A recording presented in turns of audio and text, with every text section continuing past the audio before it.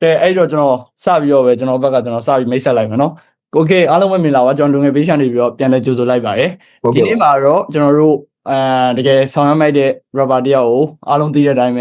ဆောင်ရွက်မိုက်တဲ့ rubber တယောက်ကျွန်တော်ခေါ်ထားတယ် guest အနေနဲ့အားလုံးပဲရှေ့နှစ်ပတ်လောက်ကလည်းသူ event အသစ်ထွက်ထားတယ်ရှေ့နှစ်ပတ်လောက်ကလည်းကျွန်တော်တို့ဟိုပါဗောနော် real mic ဆိုတဲ့ event အသစ်ကို brother ထုတ်ထားတယ်ဗောနော်အဲ့ event အကြောင်းလေးလည်းကျွန်တော်နည်းပြောမယ် hip hop အကြောင်းလေးနည်းနည်းပြောမယ် brother little mic နဲ့ကျွန်တော်နဲ့အဲ့လိုဘာညာ hip hop အကြောင်းဘာညာဆွေးနွေးကြမယ်ဗောနော်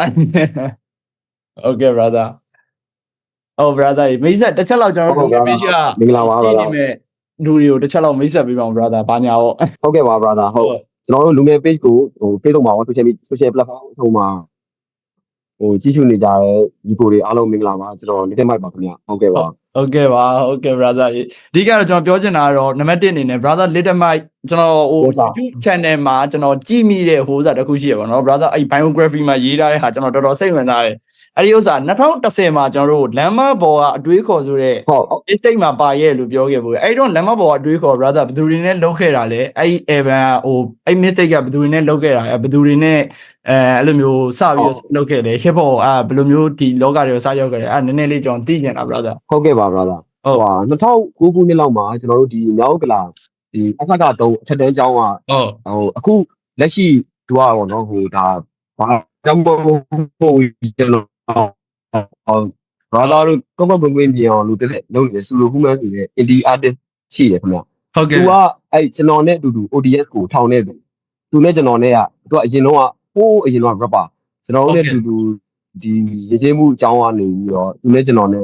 သူကရည်ချင်းမှုအကြောင်းဆင်းပေါ့နော်ကျွန်တော်ကတော့ရည်ချင်းမှုအကြောင်းတော့မတက်ဘူးသို့ပေမဲ့ကိုးတန်းနဲ့ကသူနဲ့တခန်းနဲ့အတူတူကြပြီးတော့ကျွန်တော်တို့ ready စလုပ်ပြင်နေ2009ခုနှစ်မှာကျွန်တော်တို့ recording ဝင်မှုပြင်မဲ့2010ကျမှပဲအတီစယူပြီးတော့ ODS Honest Beat ဆိုတဲ့ family လေးကိုစလုပ်ဖြစ်တာဒီ family ထဲမှာကြတော့သူရဲ့သူ့နာမည်ကအဲ့တော့အုတ်ကြီးပေါ့နော်အုတ်ကြီးရဲ့ကျွန်တော် little mic ရဲ့ပြီးတော့ရိုးကြီးဆိုတဲ့တယောက်ရဲ့ bitress ဆိုတဲ့တယောက်ရဲ့ငချမ်းဆိုတဲ့တယောက်ရဲ့စုစုပေါင်းမင်းစင်အောင်ဆိုတဲ့တယောက်ရဲ့အားလုံးပေါင်းကျွန်တော်တို့ member 6ယောက်နဲ့ဖွဲ့ပြီးကြတဲ့ဖွဲ့ပါဟုတ်ဟုတ် brother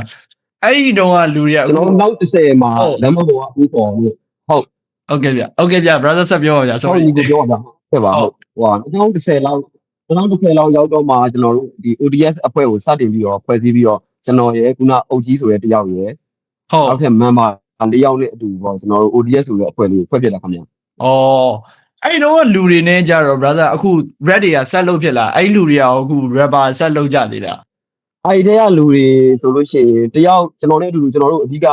အဲ့ကြီးပေးတာရောမေးစင်လုပ်ပေးတာရောကျွန်တော်တို့ဒီအိမ်သူအိမ်လေးမှာပဲ home studio လေးစလုပ်ခဲ့တဲ့ဒီအဖွဲ့ကိုစတင်ပြီးတော့လုပ်တဲ့ဒီအုတ်ကြီးကသူကလက်ရှိသူက rap တော့မဆိုတော့ဘူးဒါပေမဲ့သူကဟိုဆူရိုဟူးမန်းဆိုတဲ့နာမည်နဲ့ဟုတ်ကဲ့ဗျာမှာ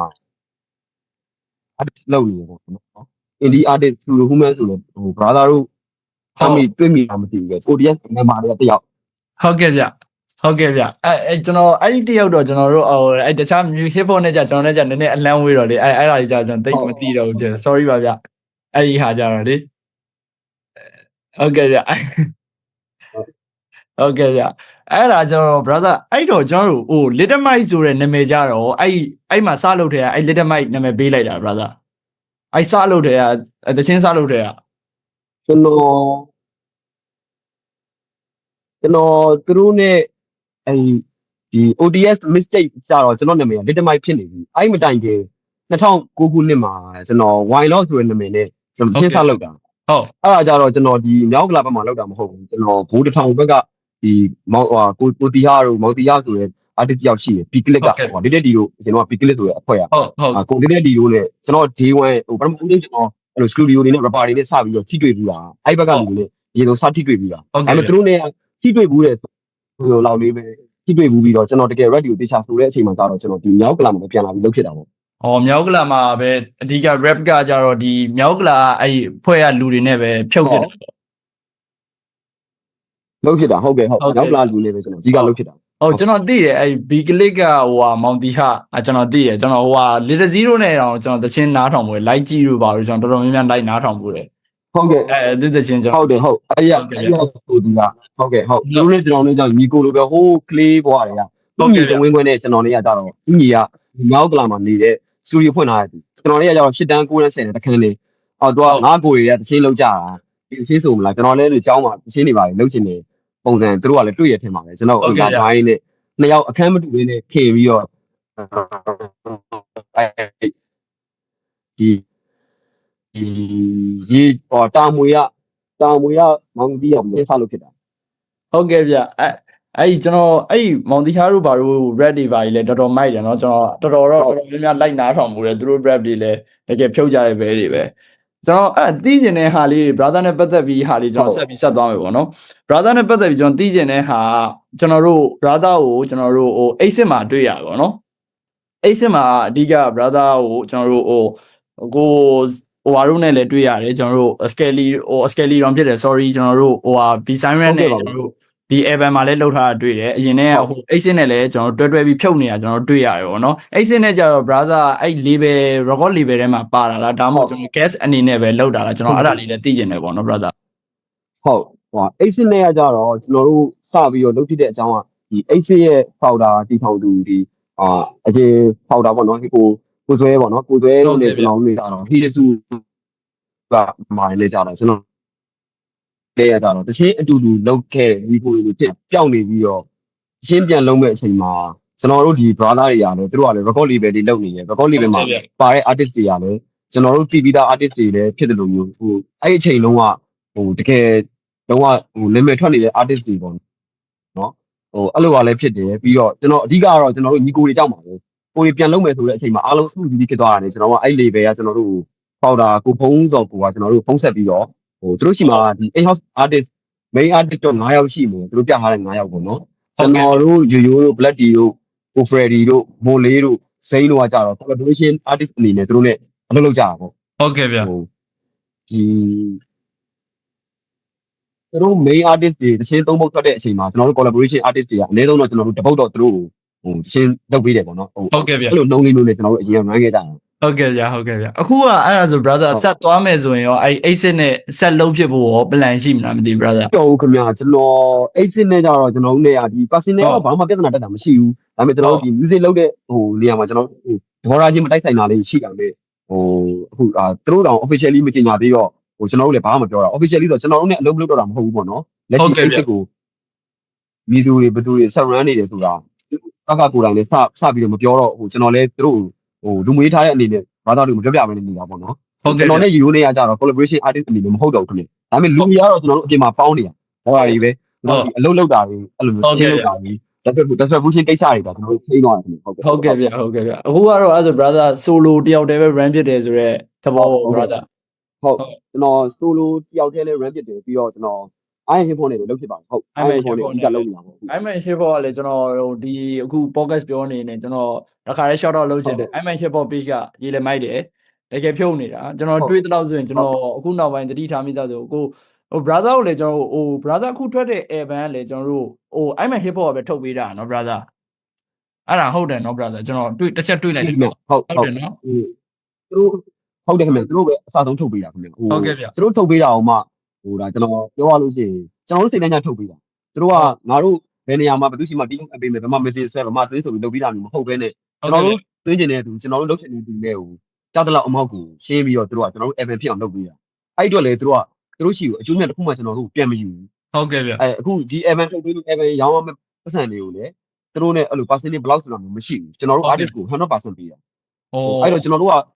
ပေါ်ရမ်းပဲကြည့်အတွင်းနဲ့ပဲကြည့်ကျွန်တော်တို့တကယ် support နေတာကျွန်တော်အဲ့ဒီကကျွန်တော်နဲ့အခုအခွေလုံးပြစ်ခဲ့တဲ့ကို iron hip hop ကိုကျွန်တော် shout out လုပ်တာပါဒီအားလုံးလည်းပြအောင်လုပ်လေဟုတ်ကဲ့ဗျဟုတ်ကျွန်တော်လည်း iron hip hop ကကျွန်တော်ငငယ်လေးတဲ့အမှန်တမ်းပြောကျွန်တော်ငငယ်လေးတဲ့ကြည့်တာကျွန်တော်မမရဆိုကျွန်တော်10တန်းနှစ်လောက်ကလာမသိကျွန်တော် iron hip hop စတွေ့တာအဲ့ iron hip hop လည်းကျွန်တော်တကယ် appreciate လုပ်တယ်တကယ်မိုက်တဲ့တကယ် movement တွေကိုတကယ်လုပ်နေတာပေါ့နော်ကျွန်တော် rapper တွေနဲ့သူလုပ်ပေးတဲ့ဟာလည်းကျွန်တော်တော်တော်များများတွေ့ရတယ်ကျွန်တော်ဆောင်းရမ်း fine နေအဲ့ဒီဟာကြီးဟုတ်ကဲ့ဟုတ်ကျေးဇူးတင်ပါတယ်ဟုတ်ကဲ့ဗျဟုတ်ကဲ့ brother ဟုတ်ကဲ့ brother အဲ့တော့ကျွန်တော်ဆက်ပြီးတော့ဆက်မေးချင်တယ်ပေါ့နော်ဆက်မေးချင်တယ်ဆို brother ကျွန်တော်တွေးလိုက်ရင် brother တချင်းတွေကကျွန်တော်မှတ်ရဆိုကျွန်တော်တို့ Yusuf Fanny ကနေကျွန်တော်ပြန်ပြီး campus လာတယ်လို့ကျွန်တော်ပြန်တွေ့တာကျွန်တော်မှတ်ရဆိုရင် brother တချင်းတွေကိုကျွန်တော်6တန်းနှစ်လောက်ထဲကျွန်တော်နားထောင်မှုပဲပေါ့နော်ဟုတ်ကျွန်တော်6တန်းနှစ်လောက်ထဲကကျွန်တော် brother တချင်းတွေကိုကျွန်တော်နားထောင်မှုတယ် အဲ့ပါတော့ကျွန်တော်အဲ့ခေတ်တော့ကျွန်တော်နားထောင်တော့ကျွန်တော်တို့ဟို MP3 download link ခေတ်လေ brother ဟို download link တွေချပေးတဲ့ခေတ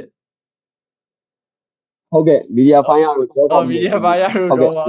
အဲ့ဒါကြီးသုံးရတဲ့ခေတ်ကျွန်တော်တို့ကဟိုကျွန်တော်တို့သချင်းနားထောင်ခြင်းပြီဆိုကျွန်တော် rap နားထောင်ခြင်းဆိုကျွန်တော်တို့ဆိုအဲ့ចောင်းသားဘော်ရာချင်းအဲ့တာကြီးရောလုံးပေါင်းဘာညာဇက်ပြာနဲ့ share ပေးဆိုရအကွက်မျိုးအဲ့ဒီခေတ်ကပေါ့နော်ကျွန်တော်အဲ့ဒီတော့အဲ့လိုပဲဒါအဲ့ခေတ်မှာ brother သချင်းတွေကျွန်တော်စပြီးနားထောင်မှုတယ်ကျွန်တော်မမရဆိုရင်ကျွန်တော်တွဲပြီးတော့နားထောင်ပြတယ်ကျွန်တော် BNG နဲ့တွဲပြီးတော့နားထောင်ပြတယ်အဲ့မြောက်ကလာဘက်ကအဖွဲ့တွေဆိုပြီးတော့ကျွန်တော် north side အဖွဲ့တွေဆိုပြီးတော့ကျွန်တော်သတိထားမိရပါတော့ဟိုပထမဆုံးသတိထားမိတာကျွန်တော်ဟိုဟာမှာကျွန်တော် red alert လေး brother ကျွန်တော်ကိုနန်ရိုးရယ်ကိုရန်ဖြိုးရယ် brother ရယ်ဟုတ်တယ်နော် ဟုတ် brother ကဲ့ red alert ဟုတ်ကဲ့အဲ့အကြောင်းလေးနဲ့ကျွန်တော်တစ်ချက်တော့ပြောပြပါဦး brother အဲ့ collaboration နဲ့ကျွန်တော်အရန်စိတ်ဝင်စားတယ်အဲ့တီးထားတာဘာလို့လဲအဲ့ရေးထားဖြစ်တာရောဘယ်လိုမျိုးတချင်းလုပ်ဖြစ်တာရောအဲ့ဒါရေးတဲ့ fine တယ်ဗျာကျွန်တော်ဒီ back kit ဒီ music ကိုကျွန်တော်နားထောင်လိုက်ရင်လုံးဝ walk လုံးဝဆောင်းရရေးတယ်ဖြုတ်တယ်စမ်းပါဟုတ်အဲ့ဒီကြောင့်လည်းကျွန်တော်တစ်ချက်ပြောပြလိုက်ပါ brother အဲ့တော့ကြိုက်ကြိုက်တဲ့တချင်းတွေကို collect လုပ်ပြီးတင်ထားတဲ့ကိုတစ်ခုမှလည်းကျွန်တော်အဲ့ red alert တချင်းကိုကျွန်တော်တွေ့တဲ့အတွက်လည်းဟုတ်ကဲ့ဗျကျေးဇူးလည်းအများကြီးတင်ပါတယ်အဲ့ဒီနေ့ကကျွန်တော်လည်းပြပြချင်တယ်တကယ်အမှတ်တရဖြစ်တယ်အဲ့ဒီချင်းကတကယ်တော့ဟိုကျွန်တော်မပါဘူးကျွန်တော်မပါဘူးဒီကျွန်တော်တို့အဲ့အချိန်လောက်တုန်းကပေါ့နော်15လောက်တုန်းကဟုတ်ကဲ့ဗျကိုနန်ယူရဲ့အိမ်မှာကျူဒီယိုမှာကျွန်တော်တို့ဒီဆိုင်ကြောင်းbrother ရန်ဖြူဟုတ်ကဲ့ဗျသူက mistake လာလောက်တာပြီးဆိုင်သမားဆိုတော့သူကရှင်းရေးလို့ရှိရင်အရန်လည်းမြန်တယ်သူကဒီတချင်းကိုကျွန်တော်တို့အဓိကအဲ့လိုမျိုးဟိုထဲထဲဝင်ပါဝင်ပြီးလုပ်ဖြစ်ရတဲ့အကြောင်းလေးကိုကျွန်တော်ပြောချင်တာပေါ့နော်ဟုတ်ကဲ့ဗျသူကကျွန်တော် mistake လုပ်နေတယ်ကျွန်တော်ရေးထားရှိတယ်ဆိုပြီးသူကအဲ့လိုပထမအဲ့တချင်းရဲ့ပြီးရကျွန်တော်ဂီတာတွေနဲ့ဗျာအဲ့လိုမျိုးမတယ် rap မတယ်လို့မျိုးအဲ့လိုဂီတာတွေနဲ့အဲ့လိုဂီတာတွေနဲ့ဗျာအဲ့ဂီတာတွေနဲ့ဟိုမှာအဲ့ဂီတာတွေနဲ့အပေါ်မှာသူကရေးထားဘယ်လိုမျိုး ready ကိုရွတ်လဲသူအဲ့အောင်ရေးထားနှစ်ကြောင်းနှစ်ပါးပဲရေးရသေးတယ်ရေးပြီးတော့သူကကျွန်တော်တို့ဆိုပြီးတော့ကျွန်တော်ရှင်းလုံးမယ်ပေါ့ကိုနန်နဲ့တူနဲ့ကစတယ်နေပြီကျွန်တော်ရောက်သွားတဲ့အချိန်မှာပြီးတော့စရောက်တယ်ပြီးတော့ကျွန်တော်လည်းဝင်တော့ mind နဲ့လည်းကျွန်တော်တို့ collaboration တော့ဖြစ်အောင်လုပ်မယ်ဆိုပြီးကျွန်တော်ပါဝင်ရေးခိုင်းတာပေါ့နော်ဝင်ရေးခိုင်းတော့ကျွန်တော်တို့အဲ့ဒီတညာလုံးပဲရေးပြီးတော့တစ်ခါလေးအပြီးလုပ်မယ်ဆိုပြီးအဲ့လိုတယောက်အဲ့လိုကြုံတဲ့စာရွက်ကလေးယူပြီးတော့ရေးကြတဲ့နေရာမှာဟိုကျွန်တော်နဲ့ကိုနန်နဲ့ကဟို၄ပါး၅ပါးလောက်ပဲပြီးသေးတယ်အဲ့လိုဟုတ်ကဲ့ဗျရန်ပြိုးက16ပါးလုံးပြန်ပြီးအချောရေးနေသူကဖိဆိုင်သမားဆိုဆောင်းဝမ်းမြန်နေဗျဟုတ်ကဲ့ဗျသူအဲ့တွေက red 16ပါးလုံးကိုဟိုကရန်ပြိုးက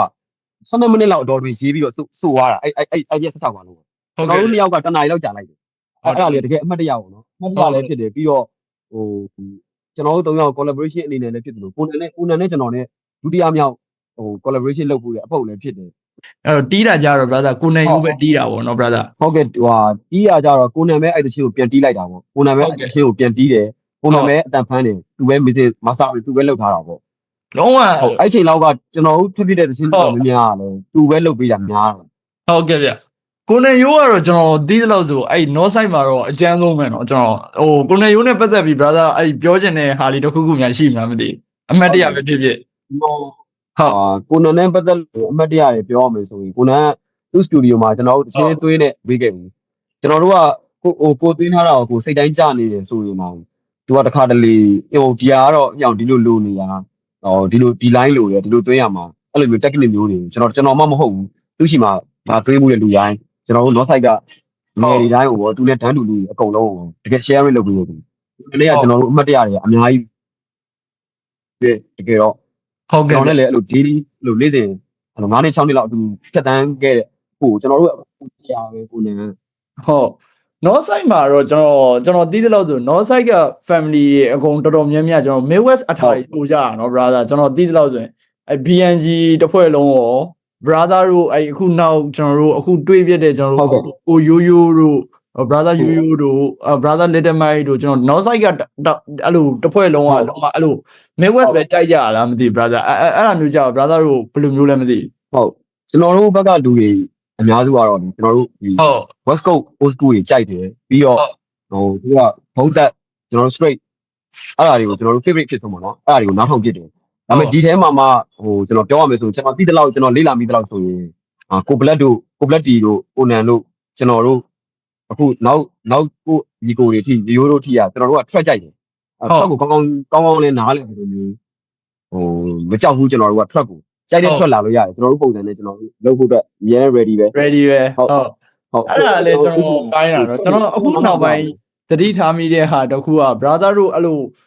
trap beat တွေမှာကျွန်တော် Midwest အထာတွေဆိုတာတွေပြီးတော့ကျွန်တော်တို့Dre beat တွေမှာကျွန်တော် Midwest အထာတွေဆိုတာတွေ chopping flow တွေသုံးတာတွေအဲ့ဒါတွေကလုံးဝကျွန်တော်တို့ကလုံးဝဆောင်ရန် final အားကြီးရဗျာတခါလေး brother တို့ချင်းနားတောင်လဲကျွန်တော်လုံးဝဘယ်လိုပြောရမလဲကျွန်တော်အခန်းတစ်ခန်းနဲ့ကျွန်တော်ပြေးဝင်တဲ့မှာနှစ်ချက်တက်ခဏနေအောင်မင်းတို့အားလုံးခဏနေအောင်ဒါရင်နားထောင်လိုက်ဦးမယ်ဆိုတော့အကောင်မျိုးဖြစ်လုံးဝဆောင်ရန်ခိုက်တာပေါ့ကျွန်တော်တကယ်ကြိုက်တယ်မာပြည်မှာလေတွေးမိသလောက်ဆိုအဲ့ Midwest ကအထာမျိုးဆိုရင်ကျွန်တော်တို့ North Side ကအကျန်းဆုံးပဲလို့ကျွန်တော်ထင်တယ် North Side ကတအုပ်လုံးကြီးအဲ့လိုမျိုးကြီးတက်မှာလုံးဝတာဆိုတော့လေကျွန်တော်ဆောင်ရန်ခိုက်တဲ့အဲမှာပါတယ်ပြီးတော့ brother ကျွန်တော်မေးချင်တာလေးနည်းနည်းထက်ရှိသေးတယ်ပေါ့နော်ပြီးတော့ကျွန်တော် brother တို့နဲ့ကြာကျွန်တော်တွဲပြီးတော့တွေ့မိတာကျွန်တော်တို့ brother တို့အဲ့လို movement တွေတွေ့တယ်ကျွန်တော်တွေ့မိတာbrother တို့ရှိမယ်ပြီးတော့ PNG ရှိမယ်ပြီးတော့ Hesu ကလည်းကျွန်တော်ခြံထားခဲ့လို့မရဘူးနော်ဟုတ်ကဲ့ Hesu ကလည်း brother တို့ကျွန်တော်မှတ်မိတော့ကျွန်တော်တို့2016 19လောက်မှာကျွန်တော်ကအဲ့လို rap တွေစနားထောင်တာပေါ့နော်2016 19လောက်မှာကျွန်တော် hip hop ဆိုတာဘာလဲဆိုတာကျွန်တော်ပေးနားထောင်တဲ့သချင်း Hesu ရဲ့သချင်းတွေထဲမှာလည်းသချင်းတွေကလည်းပါတယ်အဲ့ဒါကြောင့် brother တို့အဲ့အချိန်ရတယ်တော့ဘယ်လိုပေါင်းပြစ်ကြလဲကျွန်တော်သိကျင်တာပေါ့နော် brother တို့ဘယ်လိုပေါင်းပြစ်ခဲ့ကြလဲပြီးတော့ဘယ်လိုမျိုးအဲ့လိုမျိုး bread တွေတူလုံးမယ်ဘာညာအဲ့လိုဘယ်လိုစဉ်းစားမိကြလဲမသိဘူး brother နေ့လောက်ပြီးအတူတူဖြတ်တန်းနေနေနောက်တစ်နှစ်လောက်ဒီကိုယ့်ရဲ့ north side နဲ့ကိုကျွန်တော်တို့ဒီ north side ထဲမှာ north side California နဲ့တရားလက်ဖိတ်ဆိုင်တော့ရှိရကြအဲ့ဒါကျွန်တော်တို့ကိုပြူဟာတို့ဟိုးငယ်လေး2003ခုနှစ်လောက်ထဲရနေပြီးတော့ကျွန်တော်တို့ဒီ north side မှာ north side နဲ့ပတ်သက်ပြီးတော့တချင်းလောက်ဖူးရဲ့ rapper man တွေများမရောက်ဘူးရဲ့သူမရှိဘူးကျွန်တော်တို့အားလုံးရဲ့စုဒီကျွန်တော်တို့ဖုန်းတွေမရှိတဲ့အချိန်မှာတည်းကတော့တချင်းအိုက်ဆိုင်ကိုတွားရင် rapper တယောက်မှတောင်းနေပြီအဲ့မှာငါတို့တချင်းလုံးမဲ့အကြောင်းအရာတယ်လို့ရတယ်အဲ့ဆိုင်ရဲ့ rapper တယောက်နဲ့ကပ်ပြီးတော့ studio လိုက်သွားလို့ရတယ်ဆိုရင်အတွေးနဲ့ကျွန်တော်တို့အဲ့တရားလက်ဖိတ်ဆိုင်လေးကိုကျွန်တော်တို့အားလုံးစုကြတာ2003ကိုပြူဟာတို့ခစ်လောက်ခတဲ့ရနေပြီးတော့ကျွန်တော်တို့2010လောက်ကျွန်တော်တို့စလုပ်တဲ့အချိန်ကြီးတော့အခုချိန်ကြီးရောအဲ့ဆိုင်ရရှိသေးတယ်ဟုတ်အခုဒီအဲ့ဆိုင်ရဖွင့်တော့ပေါ့အဲ့လိုမျိုးရှိသေးတဲ့အချိန်မှာကျွန်တော်ကကိုနိုင်ရိုးကြီးကိုဖွင့်တော့မယ်ဟုတ်လားအဲ့ဆိုင်ရှိသေးတယ်အဲ့ဆိုင်ရဲ့အနောက်လမ်းကိုနိုင်ရိုးလမ်းအဲ့လမ်းမှာပေါ့နော်ထားပါခုနအကြောင်းလေးကျွန်တော်နည်းနည်းရှေ့သွားလို့ sorry ခုနအကြောင်းလေးကိုဆက်ရင်ကျွန်တော်ကိုနိုင်ရိုးရှိကိုတစ်ခေါက်အဲ့လိုချင်းပြန်လုပ်မယ်ဆိုပြီးတော့ကျွန်တော်ဒီအလုပ်ကိစ္စတွေပါခဏနားပြီးတော့ music ပြန်လုပ်ဖို့သွားတဲ့အချိန်မှာကိုနိုင်ရိုးကဂျဲလေးဖြိုးတို့ဈေးတို့နဲ့သိနေပြီသူတိုင်းပေါ်ကနေပြီးတော့သိပြီးတော့ကျွန်တော်တို့လုပ်တဲ့ပုံသူတို့လုပ်တဲ့ music တိုက်နေကျွန်တော်တို့တိုက်နေညီရယ်ဆိုတော့ကျွန်တော် line board တွေကနေ join ပြီးတော့အပြင်မှာကျွန်တော်တို့တွေ့ပြီးတော့ချင်းတွေလောက်ကြတာပေါ့နော်ကိုနိုင်နဲ့ဂျဲလေးဖြိုးတို့နဲ့ဈေးတို့နဲ့ဆိုလို့ရှိရင်လည်းအဲ့လိုကျွန်တော်ညီကိုတွေလို့ပဲအကိုနဲ့ညီတွေလို့ပဲကိုနိုင်ကတော့ကျွန်တော်တို့ကသူတို့တော့စီနီယာတော့နည်းနည်းကြတာပေါ့နော်ဟုတ်ကဲ့ဗျဟုတ်ပြီမဲ့ကျွန်တော်ညီကိုတွေလိုပဲပေါင်းပြီးတော့တချင်းတွေအကုန်လုံးတူလုပ်ခဲ့ကြတာဟုတ်ကဲ့ဗ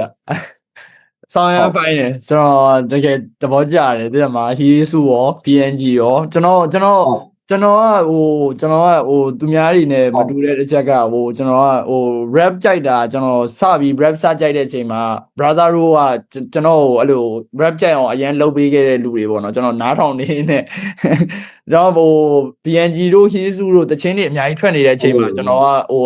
တီးပြလာတဲ့တယောက်ဖြစ်တော့ကျွန်တော် PNG တို့ Hesu တို့ကကျွန်တော်တို့အသေးဆွဲပဲကျွန်တော်ကြီးလဲခိုက်တာ brother တို့ပါပေါ့နော်အဲ့လိုကျွန်တော်တအုပ်လုံးအဲ့တစ်ဖွဲ့လုံးကျွန်တော်အရင်သဘောကျတယ်ပေါ့နော်အရင်သဘောကျပြီးတော့ brother ကျွန်တော်တို့အဲ့ဒါဆိုရင်ကျွန်တော်တို့တချင်းကြောင်းလေးလည်းပြောနေတယ် brother အခုအဲ့ကျွန်တော်တို့ brother အခုသိမကြသေးတဲ့အချိန်ကာလပဲကျွန်တော်နှစ်ပတ်လောက်ပဲရှိအောင်မထင်တယ်နော်နှစ်ပတ်လောက်ပဲရှိအောင်မထင်တယ်အဲ့ red alert တောင်ဖြစ်တယ် brother ဟိုက real mic ဆိုတဲ့ M&A ထုတ်တာတယ်တချင်းက15ပုတ်ပါတယ် brother ကျွန်တော်တွေ့တာတချင်း15ပုတ်ပါတယ်ကျွန်တော်တို့1996ပါပဲကျွန်တော်တို့ recording တွေလုပ်ထားတယ် mixing master ကကျွန်တော်ရဲအောင်ပါတယ်အလင်းအောင်ပါတယ်เนาะ brother ကျွန်တော် producer တွေကြတော့လေ brother ရွေးတာကျွန်တော်9ယောက်ပါတာတွေ့တယ်တကယ် sound fine တယ်ရေးလည်း fine တယ်ကျွန်တော်တွေ့ရေးလည်းခိုက်တယ်ကျွန်တော်အကြိုက်ဆုံးအပုတ်တွေလည်းရှိရပါတော့အဲ့ဒီကြောင့်ကျွန်တော်အခုစပြီးပြောကြ brother ဟိုအဲ့တော့ကျွန်တော်တို့တချင်းအခုလုံးမယ်လို့ဘယ်လိုမျိုးဟုတ်ကဲ့ဖြစ်လဲ brother ငါတချင်းခွေလုံးမရတော့မယ်ဆိုရင်စိတ်ခံစားချက်နဲ့အဲ့လိုမျိုးလှုပ်ဖြစ်တာလားဘယ်လိုခံစားချက်မျိုးနဲ့လှုပ်ဖြစ်လဲမသိဘူး brother ဒီအခွေကြတော့ဒီအခွေကိုကြတော့ကျွန်တော်အခု brother ခုနမေးတဲ့မိကုန်းနဲ့တော်တော်လေးကိုတူတယ်ဟုတ်ကျွန်တော်အခုပြောင်းလဲလာတဲ့ခီမှာကျွန်တော်တို့နောက် generation တွေလည်းအများကြီးပေါ်လာပြီ နောက် generation တွေကကျွန်တော်တို့ထက် reach တွေလည်းရောက်တယ် view တွေလည်းများတယ်နေရာလည်းယူနိုင်တယ်သူတို့ခက်လည်းဖြစ်တယ်ဟိုကျွန်တော်ကလည်းအဲ့ဒါကို 100% ဟိုလက်ခံနိုင်ုံနေမကဘူးသူတို့ music ကိုပါကျွန်တော်လည်းအဲ့လိုထုံးလုံးမွေရေလိုနောက်လို့ရတဲ့အတိုင်းတာကျွန်တော်တို့လည်းလေ့လာပြီးတော့အဲ့လိုကိုယ့်ကိုယ်ကိုဝမ်းစာဖြည့်ထားတာပေါ့နော်ဒီတော့ဝမ်းစာဖြည့်ထားရတယ်လို့ထားပါတော့ဗျာဟုတ်ကဲ့အဲ့လိုဖြည့်ထားတာပေါ့အဲ့ဒီအချိန်မှာကျွန်တော်တွေးမိတာကျွန်တော်တို့ဒီဘက်က lyrical ဆိုတာထက်ပေါ့နော်ကျွန်တော်တို့အရင်ခက်က music တိုက်တွေလုပ်တဲ့သူတွေတော်တော်များများအသက်အရွယ်အရာရောကျွန်တော်တို့ဘဝပေးအခြေအနေရအောင်အားလုံးကအပြင်အလုပ်တွေကိုလုပ်နေရများတယ်ဗျဟုတ်ကဲ့ဗျဟုတ်ကဲ့အပြင်အလုပ်တွေကိုများနေရတဲ့အချိန်မှာဟိုကျွန်တော်ဆိုလွဲအိမ်အောင်နဲ့အဲ့လိုဟိုသမီးလေးတွေပေါ့နော်ဒါပေမဲ့ဒီတချင်းတွေကိုဒီတပုတ်ထုတ်လိုက်ခဏလောက်ကြောက်သွားလိုက်လုပ်နေမယ်တူအဲ့လိုကို schedule လေးတစ်ခုထားပြီးတော့2နှစ်တွင်းမှာငါ event တစ်ချက်ရအောင်လုပ်မယ်ဟို message ဆိုလဲ message ပေါ့နော်ကျွန်တော်အဲ့လိုလေးတွေးမိပြီးတော့ဒီ event ကိုစပြီးတော့ run ပစ်တာ2023လောက်တည်းကကျွန်တော်စပြီးတော့ရေးပစ်တာတကယ်တော့ event ထဲမှာ24ပုတ်ပါ24ပုတ်ကကျွန်တော်ဒီတင်းနဲ့ရောကျွန်တော်ဒီ music လုပ်ပြီး music ego တွေနဲ့ရောတိုင်ပင်ပြီးတော့ဟိုရေးရင်းနဲ့များတော့မှလည်းစိုးတာဟိုကျွန်တော်ကိုယ်တိုင်ကလည်းကိုပြီးတဲ့နည်းနည်းရော့နေတာနဲ့ကျွန်တော်အဲ့လိုမျိုး6ပုတ်လောက်ကျွန်တော်ဖြုတ်ခဲ့လိုက်တယ်အဲ့6ပုတ်လောက်ကလုံးဝ track တွေအကုန်လုံးကျွန်တော်မတင်တော့ပဲနေဒီတိုင်းပဲပြန်သိမ်းလိုက်တယ်ဖြုတ်ခဲ့တဲ့ဟာလေးရောအဲ့ဘယ်လိုအကြောင်းအရာလေးဖြစ်မလဲမသိဘူး6ပုတ်ရဲ့ဒီတိုက်ကကြတော့ကျွန်တော်ဒီ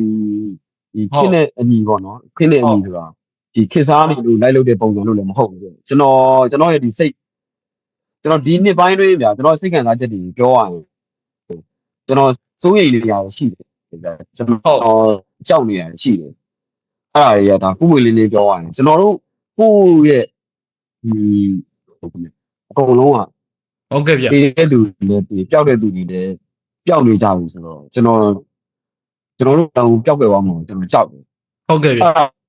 ျဘာလို့ကြောက်တာလဲဆိုတော့ကျွန်တော်တို့ဓာတ်တွေကိုပြင်ပန်းခံပြီးတော့လုပ်ခဲ့တာဗျာကျွန်တော်တို့ပြည့်မပြုတ်တဲ့လူငယ်တွေအများကြီးရှိတယ်ဟိုနောက်ပေါ်တဲ့ generation တွေလည်းကျွန်တော်တို့သိရကျွန်တော်တို့လည်းရည်စည်ကြောင်းတိုင်းဟုတ်ကဲ့ပါနေတယ်ဒါပေမဲ့တစ်ခါလေကြာရင်ဒီအားတာဒီကျွန်တော်တို့အဲ့လိုမျိုး generation အောင်ကျွန်တော်ဘာမှမခွဲထားဘူးအကုန်လုံးကအတူတူပဲကျွန်တော်အဲ့လိုဟို opinion လုပ်တဲ့ကျွန်တော်ညီလေးအများကြီးနဲ့ကျွန်တော်တစ်ချက်လည်းရှိတယ်ကျွန်တော်တို့ဒီ old school west coast ဘက်ကကျွန်တော်တို့ brother တွေနဲ့တစ်ချက်တွေထုတ်ဖို့ရှိတယ်ကျွန်တော်ကဂီတတိုက်အစုံသဘောကျတဲ့နေရာမှာပါတယ်ဒါပေမဲ့ဘယ်ဂီတပုံမှာမဆိုကျွန်တော်ဒီ Midwest triplet ပဲကျွန်တော်ဆိုမှာပေါ့နော်ဟုတ်ကဲ့အဲ့လိုခံယူချက်တစ်ခုနဲ့ကျွန်တော်ကကျုံးနေဟုတ် Okay brother ကျွန်တော်တို့အခုအဲ့တော့ပြန်စားကြမယ် Okay ခုနကတော့ line နဲ့ထည့်သွားလို့အခုပြန်စားတာပေါ့နော် Okay အဲ့တော့ကျွန်တော် Evan ကျောင်းလေးကျွန်တော်ဆက်သွားကြမယ် Evan ကျောင်းကကျွန်တော်တို့ပထမဆုံးအပုတ်ကကျွန်တော်တို့ intro ကကျွန်တော်တို့ track ပေါ့နော်ဟုတ် brother ဒီမှာခုနကတော့ပြောတယ် track တွေအရင်ကြိုက်တယ်လို့ပြောတယ် brother စိတ်ခံစားချက်ရအခုတလောကျွန်တော် track တွေလည်းတော်တော်ကြိုက်နေတယ်လို့ကျွန်တော်ဟိုခုနကတော့ပြောရလေ brother အဲ့ track တွေလုံးဖြစ်တဲ့အကြောင်းပေါ့နော်ဘယ်လိုပုံစံမျိုးတွေအဲ့ track beat ပေါ်တွေမှာကျွန်တော် brother ဘယ်လိုမျိုးပုံစံမျိုးလုံးချင်တာလဲကိုကအခုကျွန်တော်ခုနကတော့ပြောသလိုပေါ့နော် kid trend ကအခု track ကတော်တော် trend ဖြစ်တယ်ပေါ့နော်ကျွန်တော် hip hop မှာဆိုအခုတလောကျွန်တော်တွေ့ current အရာဆိုရင်ကျွန်တော် hit track ကလည်းတော့ trend ဖြစ်တော့အဲ့လိုသူတို့အခုနောက်ပိုင်းလုံးနေတဲ့ပုံစံမျိုးလုံးချင်တာလားအဲ့ track beat ပေါ်မှာ brother ပုံစံနဲ့အဲ့လိုကိုပိုင် flow နဲ့အဲ့လိုမျိုးလုံးချင်တာလားဘယ်လိုမျိုးပုံစံမျိုးလုံးချင်တာလဲပေါ့နော်အဲ့ဒါကျွန်တော်သိချင်တာ brother ဟုတ်truck ကိုကျွန်တော်အဓိကလုံးချင်ရတဲ့အကြောင်းရင်းကဒီ truck beat ပေါ်မှာလည်းကျွန်တော်တို့အရင်လုပ်ခဲ့တဲ့ဟို rest ဆိုတဲ့ frame တွေအကုန်လုံးက unwin breaker ရှိတယ်ဟုတ်ကျွန်တော်တို့ပို့ပြီးတော့မှပဲဟိုထူးခြားသွားတဲ့နေရာတွေထူးခြားသွားမယ်ကျွန်တော်တို့ပို့ပြီးတော့ဟို limit လည်းပို့ပေါ်သွားမယ်truck ဆိုလို့ရှိရင်အများဆုံးတီးလုံးအားသာတာများတယ်ဗျအဲ့လိုတီးလုံးအားသာတဲ့ပေါ်ဒီမှာပဲကျွန်တော်တို့ဒီဘက်ကအဲ့လို limit ဦးစားပေးပြီးတော့လုပ်တဲ့ဟိုပုံစံတွေနဲ့ရောမယ်ဆိုလို့ရှိရင်ကျွန်တော်တို့ဒီ track အတွက်ကောကျွန်တော်တို့ old school တွေအတွက်ကောနှစ်ဖက်စလုံးအတွက်ဟိုဝင်းဆက်ဆက်ပဲဗျအားလုံးအတွက်လည်းအဆင်ပြေနေကျွန်တော်တို့လည်းဖြစ်တဲ့အညီလိုက်ရောညီထွေနေလို့ရမယ်ဖြစ်တဲ့အညီကိုမှအများပုံစံမဟုတ်ဘဲနဲ့ကိုပုံစံနဲ့ကိုနေလို့ရမယ်ပေါ့နော်ကျွန်တော်တို့အဲ့လိုတွေးပြီးတော့ Yusu Fanny ကကျွန်တော်တို့စလုပ်ဖြစ်တာ Yusu Fanny ကစလုပ်ဖြစ်တာเนาะကျွန်တော်ခုနကတော့ပြောတာလေးလဲအဲ့ဒါလေးလဲစကားပြောသွားပြန်အစဆွဲလိုက်မယ်ပေါ့နော်ကျွန်တော်အဲ့ Yusu Fanny ကကျွန်တော်တို့ campus သဘောအနေနဲ့ brother ပြန်ထွက်လာတာကျွန်တော်အဲ့ဒါ brother ဘယ်နှစ်လောက်နေပြီးတော့မှပြန်ထွက်လာတဲ့ချင်းလည်းမသိဘူးကျွန်တော်တချင်းမလုပ်ဘဲနဲ့6နှစ်လောက်နေပြီးသွားတော့ကျွန်တော်မဲဆောက်ရောက်နေတာကျွန်တော်မဲဆောက်ရောက်နေတဲ့အချိန်မှာပြန်လာလို့ရှိရင်ကျွန်တော်ပြန်လာဖို့ရှိရယ်နောက်လာတယ်မှာလာဖို့ရှိရယ်ဆိုပြီးရန်ကုန်က ကြောက်တငယ်လေးတွေအားလုံး connection ရိုက်တဲ့အချိန်မှာဒီကျွန်တော်တို့ exit ကပေါတာကိုဖုံးစော်ကိုနဲ့ဖုံး connection ရပြီးတော့ကျွန်တော်တို့ချိန်ပြီးတော့ပြန်လာတော့အဲ့ဒါလုံးဖြစ်တာကျွန်တော်ဟိုကကူမာတဲ့အဲ့ဒီတစ်ချိန်ကိုကျွန်တော်က red တွေကိုရေးဖြစ်နေတာ Correct ကကြတော့ကျွန်တော်တငယ်ချင်း ODS member အဟောင်းငချမ်းဆိုတဲ့တယောက်က Correct ကိုကျွန်တော်ကူရေးပေးတာ Correct ကကူရေးပေးတယ်ဆိုတော့ तू ကအဲ့ Yusuf Fandi ဆိုတဲ့ဟာလေးကိုပဲ तू ကရေးပေးတာကျွန်တော်ကျန်တဲ့ဟာတွေအကုန်လုံးလိုက်ပြီးရေးလိုက်တာအဲ့လို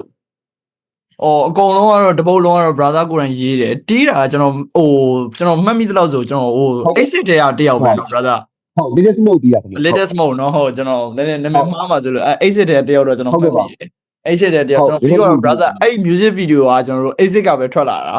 sound fine ရဲ့ exit ကပဲဟုတ်တယ်နော် brother ဟုတ်ကဲ့ပါဟုတ်အဲ့တော့ကျွန်တော်အဲ့ဒီချင်းပြင်ပါဟုတ်ကဲ့ဗျကျွန်တော်အခုအဲ့ဒါကြောင့်ကျွန်တော်တခုထပ်ပြီးတော့မေးနေတာပေါ့နော်ကျွန်တော် brother Evan ရဲ့သချင်းတွေအကြောင်းကျွန်တော်ဆက်မေးနေတာပေါ့နော် number 3အပုတ်ပေါ့နော်ကျွန်တော်တို့စီထားတဲ့ထဲမှာကျွန်တော်တွေးပြတာကျွန်တော်ရိုးနဲ့ brother ရိုးနဲ့ပြန်ပြီးတော့collaboration အနေနဲ့ brother mistake တွေမှာကျွန်တော်ပြန်တွေ့တယ်တီးရတာ AZ Missing Master ကကျွန်တော်ထုံးစံနဲ့ကျွန်တော် brother ကိုလုပ်ပေးတဲ့အလင်းရောင်မယ်1996အလင်းရောင်လုပ်ပေးတာပေါ့နော်အဲ့တချင်းအကြောင်းလေးတွဲလုပ်ပြတဲ့အကြောင်းနဲ့အဲ့ဒီဘယ်လိုပုံစံမျိုးကျွန်တော်တယ်မယ်လို့စဉ်းစားပြီးတော့ဘယ်လိုလုပ်ဖြစ်တာလဲအဲ့ဒါလေးသိချင်တာပေါ့နော် brother ဟုတ်အဲ့တချင်းမလုပ်ဖြစ်ခင်မှာကျွန်တော်တို့ရှားအဲ့လို music industry တိုင်းမှာပဲဖြစ်နေတဲ့ပြဿနာလေးရှိတယ်အဲ့လိုartist ချင်းမဟုတ်တော့မှပဲကျွန်တော်တို့စိတ်တိုင်းမကြတဲ့ဥစ္စာလေးတွေဒီတိုင်းကျွန်တော်တို့နဲ့ကျွန်တော်တို့တိုက်ခိုက်နေတဲ့ချိန်တဲ့အရာတွေအားလုံးကျွန်တော်တို့တပုတ်တော့ငါတို့ချီတီရအောင်လုပ်လိုက်မယ်ထိအောင်လည်းထိအောင်လို့အဲ့ဒါပြီးရင်တော့ကျွန်တော်တို့ battery လုံးဖို့လည်းနည်းနည်းနားကြမယ်ပေါ့အဲ့လိုမျိုး battery မလုပ်ဘဲနဲ့တခြားကိုယ့်အတွက်လည်းအာဟာရဖြစ်မဲ့ဟာမျိုးတွေပြောင်းလုပ်ကြမယ်လို့တွေးမိရတယ်ဖြစ်တယ်ပြီးတော့ကျွန်တော်တို့နှစ်ယောက်ရဲ့မူကကျွန်တော်ကအများအဲ့လို battery ready ပဲဆိုချင်တာbattery ချင်းတွေပဲဆိုချင်တယ်ဒါပေမဲ့target မရှိဘဲနဲ့ကြီးရွယ်တဲ့သူလည်းမရှိဘဲနဲ့လက်ကားနေငါမချခဏခဲရတဲ့ချင်းတွေထုတ်ရမယ်ဆိုပြီးတော့ကျွန်တော်မလုပ်ချင်ဘူးဟုတ်ကဲ့ဟုတ်ကဲ့အဲ့ဒီပြန်ရေးရကြပြီကျွန်တော်တီးလုံးမရှိဘူးကျွန်တော်မကျေနပ်တဲ့ rapper ကိုကျွန်တော်မကျေနပ်တဲ့စာသားတွေကျွန်တော်ရိုင်းရေးရတာဟုတ်ရေးရတယ်ယူကလည်းအဲ့လိုရေးရတာဟုတ်ကဲ့အဲ့လိုရေးရတာအောင်မှကျွန်တော်က trap မဲ့တဲ့ download ပြီးတပုတ်ကိုတီးလုံးကိုနားထောင်ရင်းနဲ့ IT လုံးပေါ်မှာဆိုရင်တော့ဆိုလို့ကောင်းပါဆိုပြီး IT လုံးကိုကျွန်တော်တို့ဒီကိုကျွန်တော်နဲ့ယူနဲ့ကအတူတူနေနေတာအခုတူတူမနေတာ2လလောက်ပဲရှိတယ်ကျွန်တော်မိသားစုရှိတယောက်နေလို့သူလည်းကျွန်တော်လည်းတောင်းကလာပါတော့မှအတူနေကြတာအတူနေတော့ဒီတီးလုံးလေးနဲ့ဆိုကြည့်မယ်ဆိုပြီး2ယောက်အဲ့လိုဆိုကြည့်ရင်းနဲ့အချမ်းသွင်းကြည့်ပြီးတော့အဆင်ပြေတော့ကျွန်တော်တို့အဲ့ဒါ AZ ကိုပို့လိုက်တာAZ ကကြတော့ကျွန်တော်အရင်တည်းကတီးပေးတာလည်းပါတယ်ပြီးတော့ကျွန်တော်တို့ခုနပြောတဲ့ဒီဘက် kit beat တွေပေါ်မှာကျွန်တော်ကအရေးပုံစံအဲ့လို midwest triplet တွေအဲ့လိုမျိုးဆိုချင်တာကျွန်တော် midwest တောင်ကျွန်တော်အရင်မပြောပါဘူးသူ့လူမကြိုက်ပါဘူးလို့ဟုတ်ကျွန်တော်ဒီတိုင်းပဲharmonic ကျွန်တော်တိတ်မသုံးဘူး harmonic အဲ့လို scan တွေ harmonic တွေတိတ်မသုံးတော့ကျွန်တော်ဒီတိုင်းပဲတန်းပဲသွားတာဆိုတော့အဲ့လိုတွေလုပ်တဲ့ဟာမှာအိတ်စီးကလည်းတိတ်မပြုတ်တယ်သူကိုယ်နိုင်ကလည်းအဲ့လိုကြီးနေတယ်အဲ့လိုမျိုးတွေလုပ်ရင်စမ်းမဲ့ဆိုတော့သူကလည်းရုံနေအားကြောင့်သူကကျွန်တော်အများကြီးတီးပေးဖြစ်တာအဲ့ဒီတစ်ချင်းဆိုလို့ရှိရင်အမှတ်တရကျွန်တော်တို့မီစီ6ခေါက်လောက်ဆွဲတာမီစီ6ခေါက်လောက်ဒီအဖြစ်တွေလုပ်ပြီးမီစီ6ခေါက်လောက်အဲ့လူတွေပဲဆွဲတာအဲ့လူတွေကိုပဲဆွဲခိုင်းကျွန်တော်တို့မကြိုက်တာလေးရှိပြန်ပြင်ခိုင်းသူကတကယ်စိတ်တိုင်းချလုပ်ပြီးအဲ့လူတွေပဲတကယ်ရှောက်လုပ်ပါတယ်ကျေးဇူးတင်ပါတယ်ကိုလေးအောင်နိုင်ဖြစ်တယ်ဟုတ်ကျွန်တော်ကြိုက်တယ်ကျွန်တော်AZ ကိုလည်း AZ တီးထားတာတော်တော်များတယ်ကျွန်တော်နားတော်မြစ်တယ်1996ကတော့ကျွန်တော်တီးတာတော့တော်တော်ကြာပြီကျွန်တော်တို့ကိုစာကြောတို့ခစ်တယ်ရပါတော့နော်စာကြောတို့တော်တော်ကြာပြီကျွန်တော်တီးတယ်ဒီဘဲလေဖြုတ်တဲ့ rubber ရဲ့တီးလို့ပဲကျွန်တော်သဘောကျဟုတ်တယ်သူအဆုံးလုံးတာတယောက်တည်းအကုန်လုံးနေဟုတ်တယ်သူရေးဆိုတီးလုံးဝ fine တယ်လုံးဝဟုတ်တယ်ဒီဘဲလေကျွန်တော်တော်တွေးပြတယ်ပေါ့နော်အဲ့တော့ brother ကျွန်တော်တို့နံပါတ်4ပုတ်ကျွန်တော်ဆက်ပြောမှာပေါ့နော်နံပါတ်4ပုတ်ကတော့ကျွန်တော်တို့တကယ် legend တွေနဲ့တွဲလို့ထားတဲ့သချင်းပေါ့နော်ရှိုင်းမွန်ဘူဒီ legendary ကကျွန်တော် MH legendary ကကျွန်တော်တို့ရဲ့လုံးဝ legend တွေပဲပြုတ်ထားတယ်ဟုတ်ကဲ့ဗျကျွန်တော်သချင်းစားလို့ဒီတစ်နှစ်လောက်တည်းမှာလေကိုဘူးတီကအခွေထွက်နေဟုတ်သူတို့နဲ့လည်းအခုလိုဒီလိုဖြစ်သွားအဲ့တောင်းနေလည်းအများကြီးပြောပြပါလေဟုတ်အဲ့ဒီချင်းကြတော့ကျွန်တော်တချင်းနာမည် 100% bounce ပေါ့နော်တီးရတာကိုရဲအောင်ပဲbrother ရဲအောင်ပေါ့နော်သူပဲ Missing Master ကင်တာကျွန်တော်တွေ့တယ်အဓိကအဲ့ဒီကတော့ brother နဲ့ကြတော့ legendary တို့ပါအုံနဲ့ကြကျွန်တော်အမြင်ပေါ့နော်ပြိသက်အမြင်ရကျွန်တော် designer တွေအမြင်ရကြတော့နည်းနည်းလှမ်းတယ်လို့မြင်တယ်ဒါပေမဲ့ဒီ event မှာဒီ mistake မှာကြတော့ဘယ်လိုမျိုးတွဲလုပ်ဖြစ်လဲပေါ့နော်ဒါ European collaboration မဟုတ်ဘူးတကယ် legend တွေနဲ့ collaboration ဆိုတော့လေ ဟုတ်ကဲ့ ဟုတ် brother ကျွန်တော်တို့ကိုဘူးနဲ့ကျွန်တော်နဲ့ခင်တာကြာပြီ ဟုတ် ကိုဘူးနဲ့ကျွန်တော်နဲ့ခင်တာ၄နှစ်လောက်ရှိပြီဟိုးအရင်ကျွန်တော်ချင်းစားလုပ်တဲ့အချိန်မှာလေကိုဘူးတို့အိမ်မှာကျွန်တော်တောင်းပြောဘူးလေ ဟုတ် အဲ့ဒီကကိုဘူးကိုသိတယ် ဟုတ် ကိုချိုင်းမောကကြတော့လေ Locky နဲ့သူတို့ကညီကိုလိုမျိုးအရင်တော့ဟူတူတူကြီးခဲ့ကြတယ်နေခဲ့ကြတယ်ကျွန်တော်တို့က Locky နဲ့ကျေးစုမှမှာဖြစ်ခဲ့တော့ Locky ကျေးစုမှမှာကျေးစု run တဲ့အချိန်တုန်းက2016 19မှာကျွန်တော်တို့ကလည်းညီကိုတွေလို daily တွေ့ပူသွားကိုယ်တူသွားနေကြတာဆိုတော့ကိုဆိုင်မွန်နေကကျွန်တော်နဲ့ကလည်းမစိမ့်ဘူး ဟုတ် အဲ့ဒါအောင်မှကျွန်တော်တို့ဒီရှိုးပွဲတွေမှာတွေ့တယ်အဲ့လိုရှိုးပွဲတစ်ပွဲကျွန်တော်တို့ line နဲ့အတူတူဆိုရရင်လည်းကျွန်တော်လည်းသူတို့နှစ်ယောက်ကိုကျွန်တော် old school တစ်ပိုင်းထဲမှာကျွန်တော်ကြိုက်ရတဲ့တစ်ပိုင်းထဲမှာပါတော့ကျွန်တော်တို့နဲ့စကားပြောပြဒီတိုင်းပဲဖြည့်ပြည့်ရင်းနဲ့ပထမတော့ကျွန်တော်ချင်းမလုပ်ဖြစ်သေးဘူးအပြင် personal ပဲကျွန်တော်တို့ပေါင်းကြတာ ဟုတ် ကျွန်တော်တို့ရှိရညီကိုတွေကတခုတော့ကောင်းတယ်ကျွန်တော်တို့ချင်းလုံးမယ်ဆိုလို့ရှိရင်ကျွန်တော်တို့အပြင်မှာလူချင်းအရင်တွေ့ပြီးတော့လူချင်းအစ်ပြေတယ်ကိုယ်နဲ့ fight တူတယ်အဲ့လိုဖြတ်တန်းနေရတာရောကြုံတွေ့နေရတာရောတကယ်ဒိဗယ်ရှိတဲ့သူကြောက်အဲ့လိုချင်းဆိုကျွန်တော်တချင်းလောက်ကြတယ် ဟုတ် ဒီတိုင်းကျွန်တော်တို့ဘုံမသိပဲနဲ့တချင်းလောက်တာကြတော့တချင်းလောက်ပြီးတော့မှအခြားပြဿနာတွေရှိတော့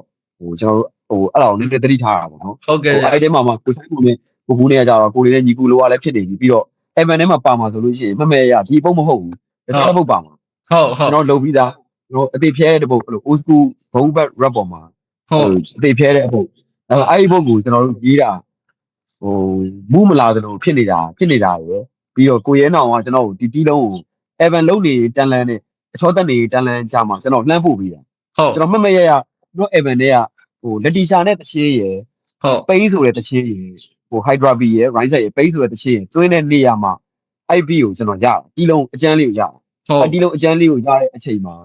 စတူဒီယိုကိုဘူးနဲ့ကိုဆိုင်မိုးလုံးနဲ့ပြပြပြီးတို့နှစ်ယောက်ကငါတို့တချင်းမသွင်းပြလဲငါတို့လာခဲ့မယ်ဒီတိုင်းတွေ့မယ်စကားပြောမယ်ဆိုပြီးတို့နှစ်ယောက်ကပါလာပြီးတွေ့ပြီးတော့ကျွန်တော်တို့ကားပေါ်မှာလာနေတဲ့လမ်းကြီးမှာပဲကျွန်တော် chorus လေးကိုဒီတိုင်းလေးရေးနေ chorus လေးကောင်းကိုစိတ်တိုင်းကြတဲ့ chorus လေးရသွားပြီးတော့တို့လာတော့ဆိုပြရင်လည်းအဲ့ဒီချင်းကိုကျွန်တော်တို့တစ်ဖက်တွင်းလုပ်ဖြစ်တာ ဟုတ် တစ်ဖက်လောက်ပဲကြာဟုတ် ဟိုရေးတာလည်းတိတ်မကြလဲကိုပိုက်ကိုရေးအဲ့လိုပဲအိမ်မှာပဲအဲ့လိုမျိုးစုပြီးရေးပြတာအိမ်မှာပဲရေးပြကြတာမသိ အိမ်မှာပဲရေးပြကြတာအဲ့ချင်းသွင်းရတဲ့ကောင်ကကျွန်တော်တခြားအခက်အခဲတွေရှိတယ် ဟုတ် ဆိုင်မုံကလည်းတခြားအလုပ်ကိစ္စတွေနဲ့ဘန်ကောက်တွေနေရောက်နေတာ ဟုတ်ကဲ့ဗျ အဲ့လိုကျွန်တော်အဲ့လိုသူကလည်းအဲ့လိုကျွန်တော်အချိန်ကြီးပြန်လာပြီးတော့တေချာ recording လုပ်ပြီး ဟုတ် ကိုဆိုင်မုံကလည်းသူ recording လုပ်မယ်ဆိုရင်သူက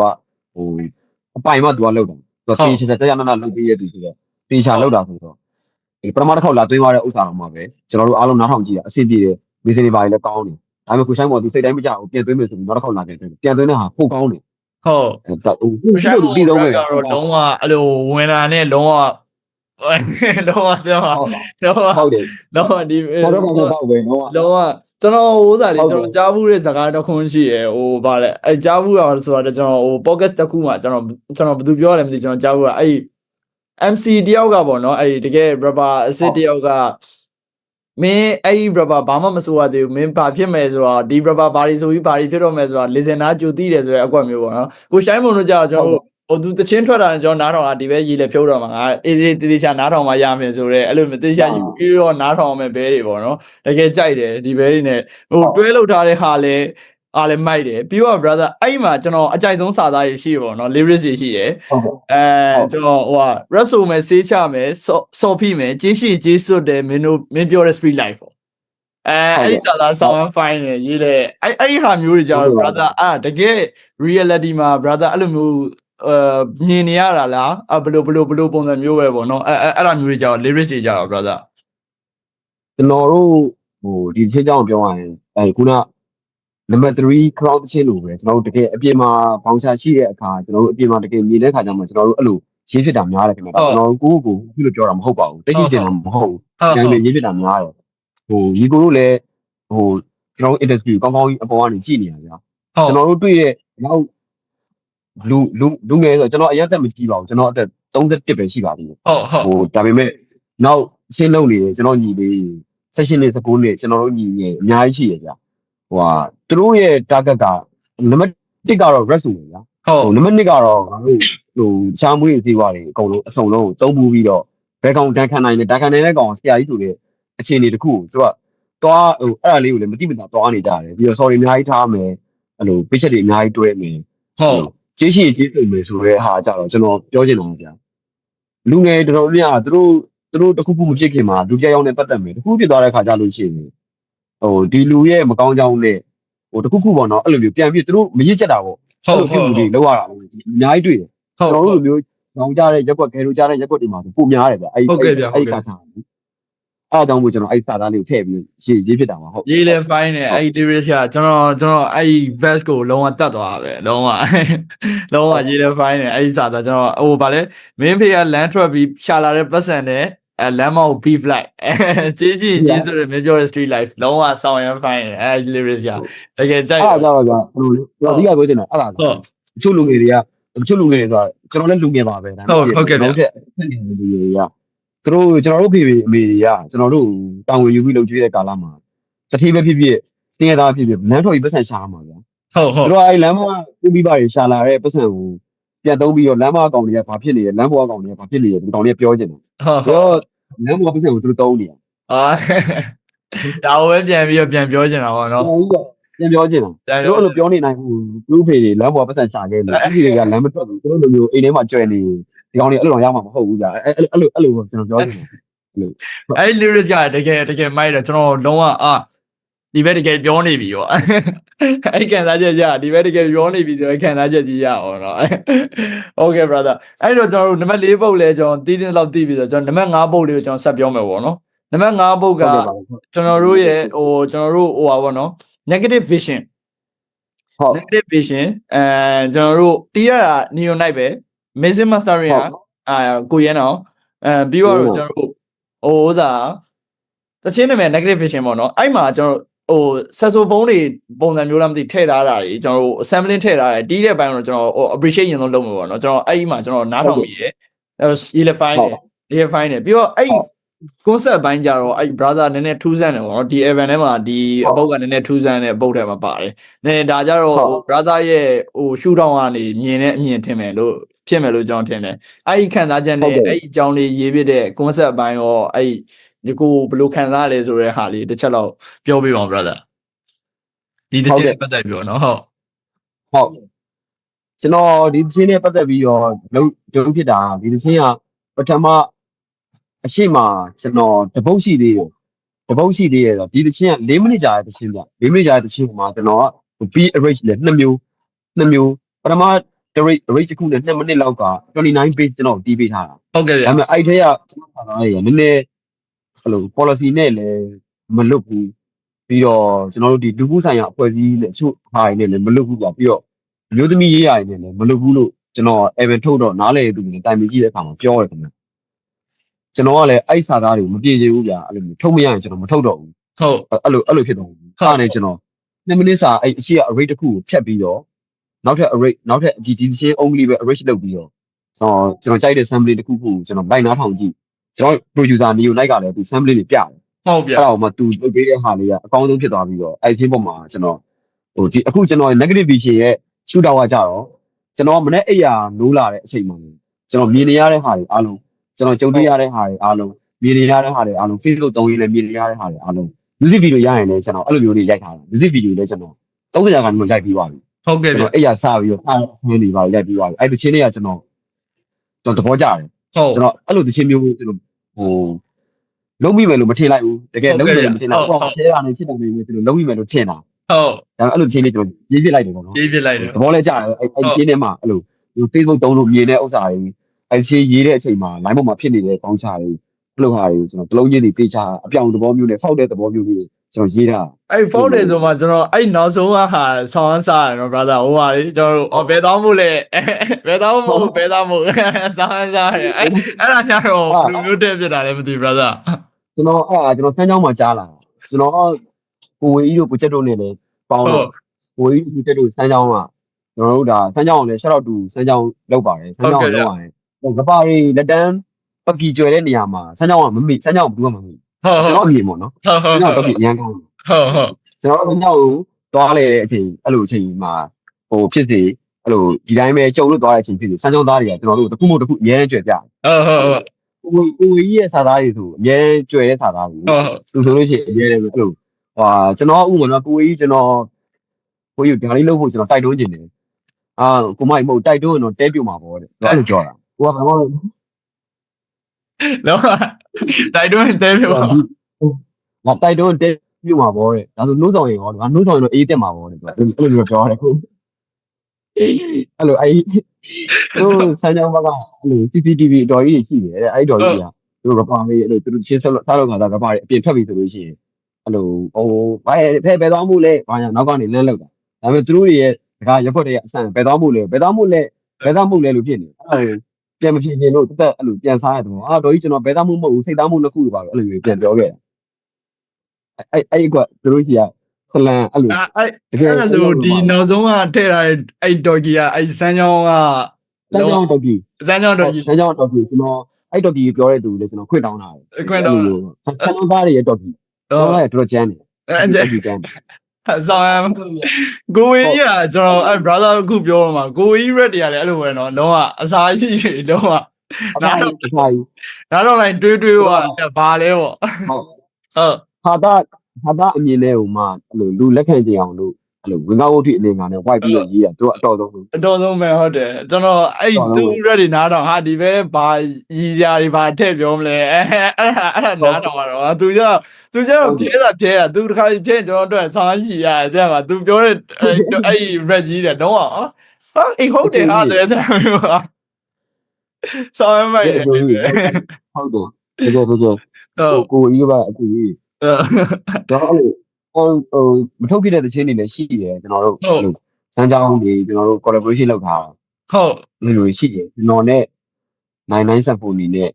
BNB နဲ့အစားတုံးနဲ့ချင်းဆိုလဲကျွန်တော်တို့မထုတ်ဖြစ်ဘူးဟုတ်အဲ့ချင်းတွေလည်းရှိတယ်ဟုတ်ကဲ့ကြအဲ့ကျွန်တော်ဈာပြတစ်ခုမေးမှာပေါ့နော်နည်းနည်းတော့ဟိုနည်းနည်းလေးတော့ဖြစ်မယ်ပေါ့နော်အဲ့99 Symphony ပါဆိုတော့ကျွန်တော်bottom မဲ့ဟိုနည်းနည်း bottom ဆိုတော့ကျွန်တော်ဟိုပုံမှန်တင်နေပြီပေါ့နော်ကျွန်တော်ဟို99 Symphony နဲ့ကျွန်တော်တို့ရှေ့2လ3လလောက်အထင်တယ်ကျွန်တော် beef ပြတ်တာကျွန်တော်တွေ့တယ်ပြီးတော့ brother တိတ်မကြောက်ဘူး99 Symphony နဲ့လှုပ်ထားတဲ့တခြင်းကို brother ထုတ်တယ်ကျွန်တော်ဟိုပါပါတယ်ကျွန်တော် B-Simon တို့ကျွန်တော်တို့ PYG တို့ဟိုတို့ပါတယ်ဟုတ်ကျွန်တော်ပါအဲ့ဒါကြတော့ brother တို့ဟိုပြန်အဆင်ပြေသွားကြတာလားကျွန်တော်အဲ့ဒါလေးလည်းသိကျင်တယ် brother ဟုတ်ဟိုဒီတခြင်းပြဿနာတခြင်းလေးကစာသားတွေကိုကျွန်တော်တို့အချင်းချင်းအထင်မြင်လွဲမှားမှုတွေအချင်းချင်းဆိုတာထက်ကျွန်တော်တို့ကအထင်မြင်မလွဲပါဘူးဟို99 Symphony ဘက်ကအထင်မြင်လွဲမှားမှုဖြစ်ပြီးတော့ပြဿနာစကြတာလို့ကျွန်တော်ထင်နေပြီးတော့တခြားကျွန်တော်တို့ဒီလို pocket တွေမှာပြောလို့မကောင်းတဲ့ဟိုကျွန်တော်တို့နဲ့မဆိုင်တဲ့ပြဿနာတွေကနေပြီးတော့ဒီးပွားလာပြီးတော့ကျွန်တော်တို့နှစ်ယောက်ပါဗတ်တယ်ဖြစ်စီတာတကယ်ကအဲ့လိုသူနဲ့ကျွန်တော်နဲ့က Evan လုပ်နေကျွန်တော်တို့ကချင်းလုပ်နေဟုတ်ချင်းလုပ်နေတာ99 Symphony ကကျွန်တော် music mastering producer အပိုင်းမှာကျွန်တော်အရင်ကြရတဲ့ brother ဟုတ်ကျွန်တော်ထက်အသက်ပဲငယ်တယ်သူ့ကိုလေးစားလဲဟိုဖြစ်တယ်ဟုတ်ဟိုအဲ့ဒါလည်းကျွန်တော်တို့ဟိုနောက်ပိုင်းဟိုဘာမှမသိဘူးဆိုပြဿနာဖြစ်စရာမလိုဘူးဗျာအဲ့လိုပြင်လိုက်တော့မှပဲဟုတ်ရောင်းတစ်ယောက်နဲ့အပြင်ပြေတာလေးတွေရှိတာဟိုဖြစ်ကြတာပေါ့နော်အဲ့လိုမျိုးပေါ့ဟိုဒါပေမဲ့ဒီဘောင်ချာအရပြောရမယ်ဆိုလို့ရှိရင်အခုဆိုသူလည်းသိနေလောက်ပါပြီဟုတ်ဗျကျွန်တော်တို့အဲ့ပြောနေတဲ့ဟာတွေသူအဲ့တုန်းကပြောနေတဲ့ဟာတွေပါတယ်မှာကျွန်တော်တို့လည်းမဆိုင်ဘူးအဲ့ဒါကိုဟိုကျွန်တော်တို့လည်းဘာမှမလုပ်ဖြစ်ဘူးဒါပေမဲ့ကျွန်တော်တို့ကအဲ့ဒါကိုလုပ်ပါတယ်မလုပ်ပါဘူးလို့လည်းမရှင်းပြဘူးပေါ့နော်သူကလည်းသူ့မှာအထင်တွေတစ်ခုရှိတာဟုတ်သူလည်းဘလို့ဟာတွေကိုဘသူရှိတာဘလို့ကြားထားမှမသိဘူးလေဟုတ်ကဲ့ဗျအဲ့လိုဆိုတော့အဲ့ဒါတွေကိုမသိရသေးရကျွန်တော်တို့အဲ့စိတ်တင်ကခံစားကြမှာအဲ့လိုဖြစ်သွားအောင်နောက်ပိုင်းကတော့သူလည်းအခုဟိုသူနဲ့ music ဆက်လုပ်နေတဲ့ပဝင်းကြံနေဆိုတော့ကျွန်တော်တို့လည်းအကုန်လုံးခေနေဟုတ်ကဲ့ဗျအဲ့လိုမျိုးဟုတ်စိတ်ထဲမှာအညိုးအာဃာတပါညာတော့ဘာမှမရှိဘူးဟုတ်ကဲ့ဗျဒါပေမဲ့အဲ့ချိန်လုံးကတော့ငါဒီလောက်ကိုငါမလုပ်ခဲနဲ့ငါ့ကိုဒီ artist ယောက်ကဒီလိုပြောတယ်ဒီလို artist ဆိုတာဘယ်လို artist ဖြစ်နေပြီဆိုကျွန်တော် response လုပ်ရမှာပဲဒီ response လုပ်မှာပဲကျွန်တော် rap ဆိုနေတာဟုတ်သူကကျွန်တော်ဟို rap နဲ့တိုက်ခိုက်တယ်လို့ထင်ရဟာယူကျွန်တော်သူ့ဟိုလူစုပြီးတော့လဲသွားပြီးတော့လုပ်ရအကြောင်းမရှိဘူး ဟုတ်ကဲ့ဗျ response လုပ်ကျွန်တော်အားကြောင့်အချိန်ထုတ်ခဲ့တာသူနဲ့ကျွန်တော်နဲ့ထိတ်ခံစားချက်ဘာမှမရှိဘူးလို့သူရှင်းနေတယ်ကျွန်တော်အမြင်နဲ့ထောက်တယ်ဟုတ်ကဲ့ဗျဟုတ်တော့99 Symphony ကကျွန်တော်ကြိုက်တဲ့အပိုင်းရှိရပါတော့သူ music producing ပိုင်း music producer လုပ်တဲ့အပိုင်းမှာတော့ကျွန်တော်ရေးလေခိုက်တဲ့ rapper တွေကတယောက်ကျွန်တော်တော်ကြိုက်တယ်ဒါပေမဲ့ဟို beat ပြလို့ဟို beat ကိစ္စလေးကျွန်တော်မေးတယ်ဆိုတာတခြားတော့မဟုတ်ဘူးเนาะကျွန်တော်ဟိုတချင်းဟို beat မဖြစ်ခင်တော့ဟို brother beat ဖြစ်ကြတယ်ပြီးတော့ကျွန်တော်တို့တိတ်မကြိုက်ခင်မှာ beat ဟို beat ဖြစ်ပြီးရဲ့ကာလမှာချင်းတပုတ်ထွက်လာတော့အဲ့ဒါကြောင့်ဘယ်လိုမျိုးဖြစ်တာလဲကျွန်တော်အဲ့ဒါလေးနည်းနည်းသိကြတော့အဲ့အောက်ကကျွန်တော်အဲ့ချင်းသွားနားထောင်တဲ့ချိန်မှာအောက်က comment မှာလေ ကျွန်တော်တချို့အဲ comment တွေတွေ့လိုက်တယ်ပေါ့နော်အဲတချင်းဘာလို့ပြင်နေတာလဲဘာညာအစင်မပြေဘူးပြောပြီးတော့အဲ့လိုမျိုးဆိုတော့လေကျွန်တော်အဲ့ကြောင့်တစ်ချက်တော့သိအောင်မေးကြည့်ကြပါနော်ဟုတ်တချင်းကကျွန်တော်တို့အဲ့ဒီပထမကျွန်တော်တို့ BNB နဲ့ကျွန်တော်နဲ့နိုင်တဲ့ဆက်ဖို့နေနဲ့ကိုအန်စာတုံးနဲ့တချင်းလေးတော့လုပ်ပြီးသွားတဲ့အချိန်မှာနောက်ကျွန်တော်နဲ့နိုင်တဲ့ဆက်ဖို့နေထပ်လုပ်မဲ့ project တွေထပ်ဆွဲတာပေါ့နော်ဟုတ်ကဲ့ပြီးတော့လုပ်မဲ့အချိန်မှာနိုင်တဲ့ဆက်ဖို့နေအိမ်ကိုကျွန်တော်တို့သွားလုပ်တာနိုင်တဲ့ဆက်ဖို့နေအိမ်ကိုသွားတာအဲ့ပြီးကလေးစမုတ်တီးရဟုတ်လေးစမုတ်နဲ့နိုင်တဲ့ဆက်ဖို့နေရတယ်သူတို့ producer ချင်းချင်းဆိုတော့ခင်ပြီးတာဟုတ်ကဲ့ပြီးတာပေါ့နော်ပြီးတာနိုင်တဲ့ဆက်ဖို့နေအိမ်ကိုကျွန်တော်တို့သွားလုပ်တာသွားလုပ်တော့ကကျွန်တော်ရဲ့လေးစမုတ်ရဲ့ရိုးရဲ့ပဲပါဟုတ်ကဲ့ဗျလေးစမုတ်ကဒီမှာညာလုပ်တယ်ကျွန်တော်နဲ့ဗီဒီယိုကတော့ရေးတယ်ကျွန်တော်နဲ့ယူနဲ့ရေးတယ်နိုင်ဆက်ဖို့နေရေးတယ်ဒါပေမဲ့ပြဿနာပို့ရေးတော့လို့ရှိရင်ဒီအဲ့တချင်းထဲမှာကျွန်တော်တို့ကနိုင်ဆက်ဖို့နေရကျွန်တော်တို့နောက်တာအကုန်လုံးနဲ့တွေ့ပါတယ်သိရမလားသူတို့ဒီ revision လုပ်တဲ့Mandalay မျိုးအပေါ်မှာကျွန်တော်တို့ကဆောက်ဖောင်းထုတယ်တချင်းတစ်ပုတ်ထဲမှာပြန်ပြီးတော့ဖောင်းထုတယ်ဆိုပြီးကျွန်တော်တို့အချိန်လွဲပြီးတော့စပြီးဖြစ်ကြတယ်ဟုတ်ကဲ့ဗျတကယ်ကျွန်တော်တို့မဟုတ်ဘူးဟုတ်ကဲ့ဗျသူလည်းပြဿနာဖြစ်ပြီးနောက်ပိုင်းထိကိုကျွန်တော်က Mandalay လူတွေနဲ့ AC Mandalay ပွဲတွေနဲ့ဆိုလိုမျိုးဒီတချင်းကိုပြန်တင်လိုက်ရတဲ့အကြောင်းရင်းရတယ်ကျွန်တော်တို့ဒီဟာပြဿနာတက်ခင်မှာလှုပ်ထားတဲ့တချင်းအားလုံးလည်းနားထောင်လို့ရအောင်တင်ပေးလိုက်တာလည်းပါတယ်ပြီးတော့အားလုံးလည်းတချင်းကိုနားထောင်ပြီးတော့တခုခုဝေဖန်လို့ရတာပေါ့ဗျာဟုတ်ကဲ့ကျွန်တော်တို့လည်းအကုန်လုံးအကျိုးရှိလို့တင်လှုပ်ထားတဲ့တချင်းအဲ့လိုဆိုတော့သူကအရင်တင်တာလားမသိဘူးဗျသူအရင်တင်တာဟုတ်ကဲ့ဗျသူအရင်တင်ပြီးတော့မှကျွန်တော်ကလည်းတင်တယ်ကျွန်တော်ကအဲ့လိုဒီတိုင်းတော့ပလာကြီးတော့မတင်ဘူးဟုတ်ကဲ့ဗျဆိုတ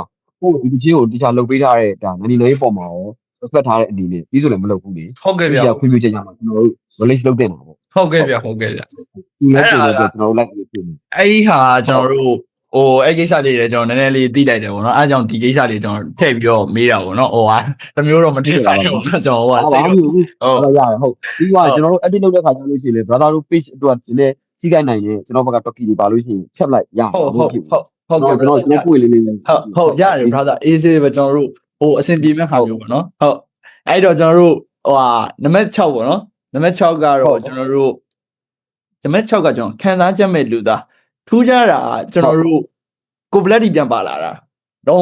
surprise ပေါ့နော်အဲ့ဒါလုံးဝ surprise ဘလက်ဒီတချင်းကကျွန်တော်တော်ကြာပြီနဲ့တူတယ်ကိုဘလက်ဒီချင်းမထွက်တော့တာနော်တော်ကြာပြီနဲ့တူတယ်ကျွန်တော်လည်းမတွေ့ပြတော့ကျွန်တော်ဒါမထောင်ပြတာတော့မဟုတ်တော့ဘူးထင် तू မထွက်တာပဲရှင်းတော့မယ်ထင်တယ်ကျွန်တော်ဟုတ်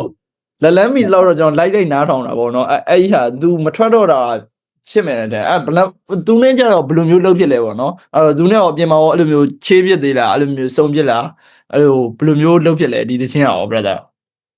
ဟုတ်ကိုဘလက်နဲ့ကြတော့ကျွန်တော်တို့တရက်ကွက်ကျော်ကျွန်တော်ကအဲ့လိုဖုန်းတော့မဆက်ဖြစ်ဘူးအများကြီးတွေ့နေဟုတ်ဘက်ကိုဒီလေးနဲ့ဆိုင်ကနေခက်တော့လည်းဘူးလို့တွေ့ညီလေးတို့ချင်းခတ်နေချင်းဝိုင်းရုံမှာကျွန်တော်တို့ဝင်တွေ့အဲ့လိုကိုဘလက်ကျမ်းမာကြီးဒူရာဝါကျမ်းမာကြီးလိုက်ထားတယ်ဟုတ်ကဲ့ဒါပေမဲ့သူကချင်းလုံးတော့သူ့မှာလည်းသူလောက်တာရှိတယ်ဗျကျွန်တော်ဒါဒီပေါ့ကမှာပြောချင်တာပဲကျွန်တော်အကူအတွက်ပေါ့နော်ကျွန်တော်အကူဆရာပါပဲဟုတ်လို့ရှိရင်ကိုဘလက် Evan ရှိတယ်ဗျ Evan ကfeaturing ဆိုလို့ရှိရင်တကယ်နာမည်ကြီးပြီးသားတကယ် focus skill အရင်ကောင်းတယ်ကျွန်တော်တို့အမ senior အမတွေနဲ့လောက်ထားတယ်ကျွန်တော်နာမည်တော့မပြောတော့ပါဘူးမထွက်ဖြစ်တဲ့ဟာတွေလေလောက်ထားတာသူ့ Evan ကအဲ့လို studio တစ်ခုမှာအကြောင်းမလို့ data တွေအကုန်လုံးပြတ်သွားတာကိုဘလက်ရဲ့ပေါ်ဆမှုတွေပါတယ်ဒီချင်းတွေအားလုံးသူအလုပ်ပြန်ရနေတယ်ဘာမှ data မရှိတော့ဟုတ်အဲ့လို9ဟုတ်လောက်ကောင်းကောင်းသွင်းပြီးပါပြီဟုတ်အဲ့လိုချင်းတွေအရင်ကောင်းနေဗျာအရင်လည်းကောင်းတယ်အရင်လည်းအိပ်ပဲရှိတယ်ချင်းတွေအဲ့ဒီဟာတွေသူလုပ်ပြီးတော့တဲ့နောက်ပိုင်းလည်းပါတယ်သူဒီဘဝတော့လည်းလိုအပ်တဲ့အလုပ်တွေလည်းလုပ်နေရတယ်တချင်းမလုပ်ဖြစ်တော့တာဟုတ်ကျွန်တော် Evan မှာပါဘူးကိစ္စကိုသူ့အရင်ဆွဲတာဟုတ်ဖုန်းတွေဆက်အဲ့လိုစတူဒီယိုသွားမယ့်နေ့ရဆိုလို့ရှိရင်လည်းအဲ့လိုသူဒီကျွန်တော် Evan နဲ့မှာသူ12ပါး featuring သွင်းဖို့ကျွန်တော်သူအချိန်အများကြီးပေးထားတယ်ဟုတ်သူ့ရဲ့စိတ်နဲ့လက်ရှိအခြေအနေကအသက်အရွယ်ရအောင်အပြင်အလုပ်တွေရအောင်အရင်လို run ရေးပြီးတော့သူပြန်လုပ်ဖို့သူစိတ်မပါဘူးထင်ပါတယ်ဟုတ်ကဲ့ဗျဟုတ်တိုင်းတော့ always ပါပဲသူပွဲတိုင်းမှာရှိတယ်အဲ့မှာကသူတချို့အဖြစ်တွေပေးဖို့သူအားမလုံလောက်ဘူးလို့ထင်နေတာဟုတ်ကဲ့ဗျကျွန်တော်နဲ့အဲ့မှာပြီးတော့လဲငါညီလေးခွေမှာတော့ငါရအောင်ဆိုပြီးမှဖြစ်မယ်ဆိုပြီးသူကျွန်တော်ရအောင်လို့ရေးပြီးတော့ဆိုပေးပါဟုတ်ကဲ့သူ့မှာတချို့တွေအများကြီးရှိနေတယ်ဒီလုပ်ပြီးသားတွေအများကြီးပဲသူခြားအလုပ်တွေနဲ့အပြင်ဘဝအတွက်ဟာတွေရုန်းကန်နေရတာနဲ့ဒီ music ဘက်ကိုလုံးဝမလှည့်ဖြစ်တာဟုတ်ကဲ့လို့တော့မသုံးတော့ဘူးဟုတ်ကျွန်တော်အရင်တော့ဆိုရင်ကျွန်တော်ကို black tea တို့တချင်းတွေတော်တော်များများလိုက်နားထောင်မှုတယ်ကျွန်တော်မှတ်ရဆိုရင်ကျွန်တော်ဝါရီပါရီတောင်ကျွန်တော်ဗာလေရွှေထူးနဲ့ဆိုတဲ့တချင်းဟာဟိုရှိုးမှလားမသိကျွန်တော်ကြည့်ဘူးနေတယ်တွေ့တယ် ကိုပလက်တီဆိုတာကျွန်တော်ကိုပလက်တီဆိုတဲ့ဟာကိုကျွန်တော်အဲ့တခါကျွန်တော်မြင်မှုတယ်သူကဘယ်လိုကျွန်တော်ဒါကျွန်တော် vision ရပါတော့ကျွန်တော်မြင်တဲ့အမြင်ပေါ့နော်ကျွန်တော်မြင်တဲ့အမြင်ရဆိုရင်သူကအဲ့လိုမျိုးကျွန်တော်ရှေ့မှာဗျအဲ့လိုမျိုးဟို16ပါဘာနဲ့10စာလောက်ယူအဲ့လိုဇက်တိုက်ကြီးရွတ်တဲ့ဘဲကဟိုအရင်ဦးဆုံးမြင်မှုတာသူပဲသူကလုံးဝကျင်းတယ်ပေါ့နော်အဲ့တော့လုံးဝဟုတ်တယ်ညီကိုဟုတ်တယ်ဟုတ်အလုံးဝအဲ့သူကတော့လုံးဝအဲ့ဒါကြီးလုံးဝဖြုတ်တာပေါ့နော်အဲ့လိုမျိုးကြီးသူဆူဆူပြတာကြီးလုံးဝကျင်းအဲ့သူပြန်လာမဲ့ကင်မရာနဲ့စောင့်နေတဲ့လူတွေလည်းရှိမှာပါကျွန်တော်ကိုယ်တိုင်လည်းစောင့်နေတာလုံးဝပြန်လာပြီဆိုလဲရေးလဲ fine မယ်လို့ကျွန်တော်ထင်တယ်အရင်တော့လိုပဲသူဆက်လက်ပြီးဆက်ဖြုတ်နေဦးမယ်လို့လည်းထင်တယ်ပြန်လာဖို့လည်းမျှော်လင့်နေပေါ့နော်အဲ့တော့ brother ကျွန်တော်အဲ့အချင်းအကြောင်းလေးကျွန်တော်ဟိုနည်းနည်းလေးပြောရင်းနေကျွန်တော်အဲ့မှာစာသားလေးကျွန်တော်ကြိုက်တဲ့စာသားလေးကျွန်တော်နည်းနည်းမှတ်ထားတယ်ပေါ့နော် brother lyrics တွေကနေကျွန်တော်ကြိုက်တဲ့စာသားလေးအဲ့မှာကျွန်တော်ကြိုက်တာဂေဒိုရဲ့ဆီအိုက်ထာတွေခင်းပြရင်လက်ထိတ်နဲ့ခြေချင်းတွေကမင်းမင်းနဲ့ရှင်းမရလုံးဝဘယ်လိုပြောမှမသိလုံးဝပြောချက်တော့မရှိတော့လုံးဝဆောင်းရမိုက်တယ်အဲ့စာသားဘယ်လိုမျိုးစဉ်းစားမိလဲအဲ့စာသားကိုကြတော့ brother ဟိုကျွန်တော်တို့ဒီလမ်းပေါ်အကြောင်းတွေသိချာမသိပဲနဲ့ဟုတ်ဒီအဲ့လိုလမ်းပေါ်အကြောင်းတွေသိချာမသိပဲနဲ့လမ်းပေါ်မှာရှောက်မယ်အဲ့လိုပြဿနာတစ်ခုတက်မယ်ဆိုလို့ရှိရင်နောက်ကြုံလာမယ့်ပြဿနာလမ်းပေါ်မှာကိုခံရခံမခံရရင်ကိုကတုတ်ပြန်ရလို့ဟိုဖမ်းခံရတာဆိုတဲ့ရောက်တာဒါပဲရှိမှာနော်အဲ့လိုတွေဖြစ်တဲ့အခါကြလို့ရှိကျွန်တော်တို့အမေတွေနဲ့ရှင်းမရဘူးဟုတ်မင်းရှင်းမရတော့ကျွန်တော်အမေကိုဖုန်းလိုက်ဆက်လိုက်ရုံနဲ့ကျွန်တော်အမေကိုတွေ့သွားရုံနဲ့ကျွန်တော်ပြန်လှုပ်ပေးမှလည်းမဟုတ်ဘူးကိုကကောင်နေရတယ်လှုပ်ပေးမှမဟုတ်ဘူးကျွန်တော်အမေရဲ့အနောက်မှာပတ်စံပါလာမှရမှာဟုတ်ကျွန်တော်အမေပတ်စံမပါဘဲနဲ့ကျွန်တော်အမေကြီးပဲလာမယ်ဆိုလို့ရှိရင်ကျွန်တော်အမေကျွန်တော်ကြည့်ပြီးတော့ပဲပြန်သွားရမှာလေဟုတ်ကဲ့ဗျအဲ့လိုမသိဘူးကျွန်တော်ပတ်စံမယ်ဆိုတာမျိုးကျွန်တော်ပေးချင်တာပေါ့နော်အဲ့လိုမျိုးလေးပြောတာဟုတ်ကဲ့လုံးဝအဲ့ lyrics တွေ fine တယ်ပြီးတော့နောက်တစ်ခုကအဲ့ဒီထဲမှာပဲ punchline နောက်ဆုံးမှာထိုးသွားတဲ့ lyrics ပေါ့နော်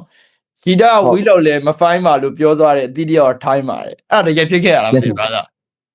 းတကယ်ဖြစ်ခဲ့တာကျွန်တော်တို့ပြောရရင်အခုဟိုလူငယ်တော်တော်များများထိုင်းဘက်သွားတဲ့အချိန်မှာကျွန်တော်ကရန်ကုန်မှာဟုတ်ကဲ့ဒါပေမဲ့ကျွန်တော်က2018လောက်ကနေပြီးတော့2021 20 YouTube fan မတိုင်ခင်ကြီးอ่ะကျွန်တော်အဲ့ဘက်မှာအဲ့လိုကျွန်တော် location အဲ့လိုဟုတ်အဲ့ဘက်မှာဆိုတော့ကျွန်တော်အဲ့ဘက်မှာကြုံတွေ့လာတဲ့တခြားအတွေ့အကြုံတွေလည်းရှိတယ်ပြီးတော့အဲ့စာသားကိုရေးပြရတဲ့အကြောင်းရင်းကကျွန်တော်အဲ့မိတ်ဆွေတကယ်ရှိတယ်ဟုတ်ဒီမှာအဲ့လိုကျွန်တော်တို့လည်းဝီတောက်ဖို့တောက်ဖက်ပါပဲကျွန်တော်တို့ဖြေးချေးဘက်ပေါ့ဗျာဖြေးချေးဘက်ပေါ့ဒီကောင်ကျွန်တော် hip hop မကြိုက်ဘူးအဲ့လိုဟိုသူကြိုက်တဲ့ဂီတာတစ်ခုရှိတယ်ကျွန်တော်ကအဲ့ဂီတာကိုကျွန်တော်ကကြိုက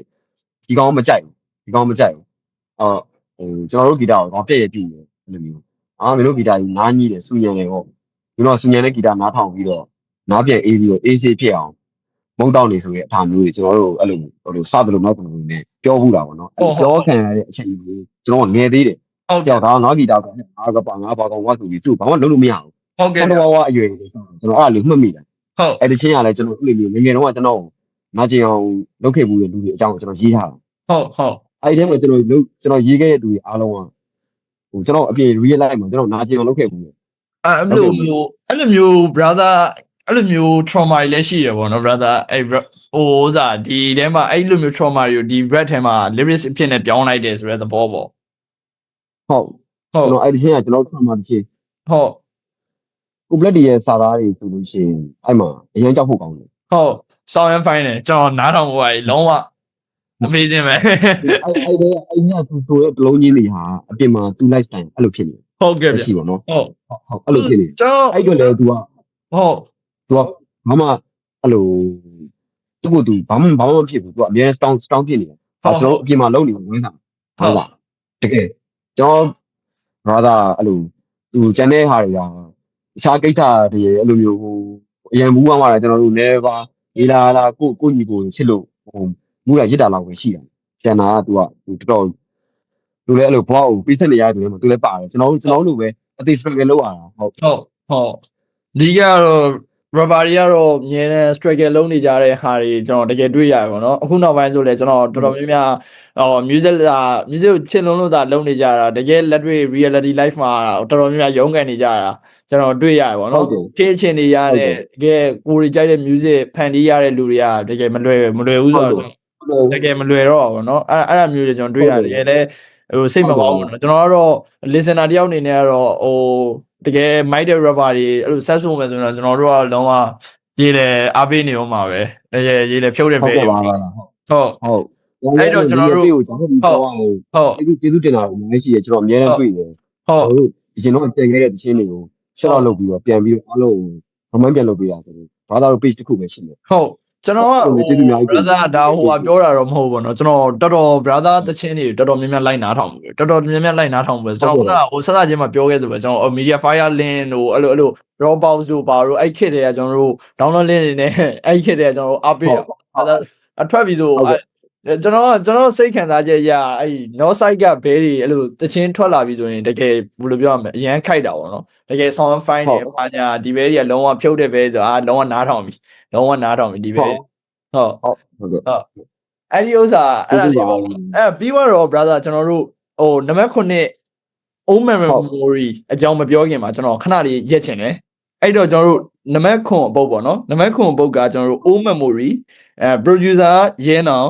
်ကျွန်တော်တို့ music mastering လည်းကိုရဲနောင်ပဲလုပ်ထားတယ်ကျွန်တော်အဲ့တချင်းမှာကျွန်တော်ကြိုက်တာကတော့ guitar line တွေပေါ့နော် guitar line တွေတီးတာတယ်အဲ့တီးရကြတော့ကိုရဲနောင်ပဲတီးရတာမသိခင်ဗျာဟုတ်ကဲ့ခင်ဗျာကိုရဲနောင်ပဲတီးပြရခင်ဗျာကိုရဲနောင်ကအဲ့လို instrument တွေလည်းတီးတယ်ဒီ hip hop ချင်းတွေလည်းတူတီးတယ်ပေါ့ဟုတ်ကဲ့ဗျအခုလောက်တီးဟုတ်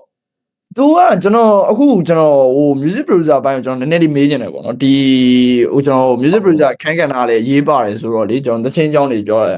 ဒီ event ထဲမှာ brother အခုလောက်ထားတဲ့ဟို music producer တွေအသစ်တွေနဲ့တွေ့ရနော် brother Neo Night တို့ကျွန်တော်တို့ရဲနောင်တို့ brother နဲ့တွဲလောက်တာလည်းမမြင်ဘူးဆိုကျွန်တော်တခြား platform တွေမှာလည်းကျွန်တော်ပဲအားနဲ့လို့ဖြစ်ကောင်းဖြစ်နိုင်တယ်ပေါ့နော်ဟိုကျွန်တော်လက်မမီရဖြစ်ကောင်းဖြစ်နိုင်ဟိုသူတို့တွေကဟိုအသစ်တွေလားဟို brother ဘယ်တော့တွဲလို့ဖြစ်တာလဲအဲ့တစ်ချက်လောက်ပြောပြပါဦး brotherဟုတ်ကဲ့ပါခင်ဗျနီယိုနဲ့နေရကြတော့ဒီကကျွန်တော်တို့မြောက်ကလာမှာမွေးတာမြောက်ကလာပါကျွန်တော်တို့ BNG တဲကကိုရဲသွေးတို့ရဲ့ညီကိုရဲသွေးတို့ရဲ့နောက်ကဒီရှိဒါပေမဲ့သူကဟိုကျွန်တော်သိတဲ့လောက်ဆိုလို့ရှိရင်ဒီလူတွေလောက်တည်းကကျွန်တော်တို့ထိုင်းကိုရောက်နေထိုင်းကိုရောက်ပြီးတော့အဲ့မှာပဲအလုံးဝေးနဲ့သူ့လက်တော်လေးနဲ့သူပြီးတီးတယ် YouTube မှာ free တင်ပေးတယ်အဲ့သူ့ပြီးတစ်ခုကိုကျွန်တော်ကသဘောကျလို့ဆိုဖို့သွားပြီးတော့ဖွင့်တောင်းရင်းနေဟုတ်သူကကျွန်တော်တေချာ appreciate လုပ်ပြီးတော့သူနဲ့ကိုယ်နဲ့ဆက်လမ်းပြီးအဲ့မှာဆက်မိပြီးတော့အဲ့လိုမျိုးအများအားကျွန်တော် TV မဲ့ producer မှာဖြစ်သွားတာကျွန်တော်တိုက်အစုံသူ့တီးခိုင်းလေးရှိရယ်ကိုရဲနောင်ကြတော့လေဟိုကိုရဲနောင်နဲ့ချိတ်ဆက်မိပြီးတော့ဒီ line ပေါ်ကနေစကားပြောမိပြီးတော့သူ့တီးလုံးတွေကျွန်တော်တို့ကျွန်တော်တိုက်တယ်ပေါ့နော်သူဟုတ်ကဲ့တီးပြီးထားတယ်ပို့ပြီးတဲ့အချိန်မှာအရန်မိုက်တယ်ကျွန်တော်တို့လည်းအရင်သဘောကျတယ် one day ဆိုလို့ရှိရင်ကျွန်တော် Evan တွေက one day ဆိုတဲ့တခြင်းဆိုရင်တူတီးပြီးထားဟုတ်သူကဒီမှာမရှိဘူးပြောရရင်ကျွန်တော် producer အဲ့အဓိက producer 2ယောက်လုံးကဒီမှာမရှိဘူးသူကလည်းစင်ကာပူမှာဟိုမှာပဲအလုပ်တစ်ဖက်နဲ့လုပ်အားတဲ့အချိန်မှာကျွန်တော် TV music master ပဲလုပ်ပြီးကျွန်တော်တို့အဲ့လို video call နဲ့ပဲအဲ့2ယောက်လုံးနဲ့ကျွန်တော်အလုပ်လုပ်ရကျွန်တော်အပြင်မှာလူတစ်ခါမှမဆုံဘူးသေးဘူးအဲ့ဒီမဆုံဘူးသေးဘူးเนาะအဲ့ဆိုရင်တော့ brother ဒီအခွေထဲမှာပါတဲ့ music producer 2ယောက်က brother နဲ့အဲ့လိုမျိုးအပြင်မှာမတွေ့ဘူး online ပေါ်ကပဲ run နေဟုတ် online ပေါ်ကပဲကျွန်တော် run နေ video call တွေပြောပြီးကျွန်တော် run နေတာအဲ့တော့ကျွန်တော်တို့နမရှစ်အပုတ်ပေါ့နော်နမရှစ်ပုတ်ကတော့တော်တော်ထူးကြတယ် brother ကိုယ်တိုင် melody ဆိုရတာကျွန်တော်လည်းသဘောကျရပါတော့ brother melody ဆိုတာလည်းတော်တော်အတန်ကောင်းတယ်ကျွန်တော်အဲ့ appreciate ရင်လုံးလုပ်ချင်ကျွန်တော် rapper တွေအဲ့လိုမျိုး melody ဆိုတဲ့အခါကျရင်ကျွန်တော်အားနေဝါတာတော်တော်များများတွေ့ရပါတော့ဟော brother sound fine ရေးလည်းမိုက်တယ်ကျွန်တော်ပြီးတော့မိုက်တဲ့ချင်းကလေဟိုတီးတဲ့ producer တွေကျွန်တော်တော်တော်ဟို shout out လုပ်တယ်တော်တော်မိုက်တယ်ကျွန်တော်တော်တော်သဘောကျဟုတ်ကဲ့ပါကိုရဲအောင်ပဲတီးပေးထားတာသူအဲ့တချင်းဆိုလို့ရှိရင်လည်းကျွန်တော်ဒီမိုလေးပဲလုပ်ထားတဲ့ဥစ္စာကိုကျွန်တော်တချင်း vibe နဲ့ကျွန်တော်ပြောချင်တဲ့ပုံစံလေးကျွန်တော်ရချင်တဲ့အတန်လေးကိုကျွန်တော်ဟို producer ကြီးတိုက်ရိုက်မဟုတ်တော့ကျွန်တော်အဲ့လိုအခေါ်ဝေါ်နဲ့တိတ်ပြီးမပြောပြတတ်ဘူးဖြစ်နေဟုတ်သူနဲ့ကျွန်တော်နဲ့အဓိကအလုပ်လုပ်ဖြစ်တာလေအဲ့ဒါဟိုလူချင်းမတွေ့ဘူးပဲနဲ့ကျွန်တော် white clip နဲ့ကျွန်တော်ဒီညလေးမှာ brother ဒီလိုလိုချင်တာဆိုလို့ရှိရင် तू ကလုတ်ပေးလိုက်ရင်အများနဲ့ကွက်တိဟုတ်အဲ့လိုအဲ့ဒီချင်းဆိုလို့ရှိရင်လည်း तू ကိုယ်တိုင်စိတ်ကြိုက်ကျွန်တော်တို့ तू လုတ်ပေးထားတာပေါ့နော် तू နောက်တဲ့ तू တီးပေးထားတဲ့အချင်းချင်းတွေလည်းရှိသေးတယ် तू တီးလုံး quality ကိုကျွန်တော်တော်တော်သဘောကျတယ်ဟုတ်ကဲ့ဗျဟုတ်ကဲ့ကျွန်တော်ဥစားဒါကတော့ကျွန်တော်ဘက်ကဟိုအမြင်ပေါ့နော်ဒီတချင်းမှာဆိုရင် brother ဟို melody လဲဆိုရတယ်နောက်မှာ rap တွေလဲဆိုရတယ်ကျွန်တော်အကြိုက်ကတော့ကျွန်တော် verse 2ကိုပို့ကြိုက်တယ်ပေါ့နော်ဒုတိယအပိုက်ကိုကျွန်တော်ပို့ကြိုက်တယ် rap 2ကပို့ပြီးကျွန်တော်အတွက်ပို့ပြီးတော့ကျွန်တော်နဲ့ခံစားချက်ချင်းနည်းနည်းပို့တိုက်ဆိုင်တာပေါ့နော်ပို့ကြိုက်တယ်ပြီးတော့ music mastering နဲ့အဲ့ဒီတချင်းကကိုရဲအောင်မဆွဲရနော်ကိုရဲအောင်မဆွဲရဟုတ်တယ်ဟိုအဲ့မှာကျွန်တော်တို့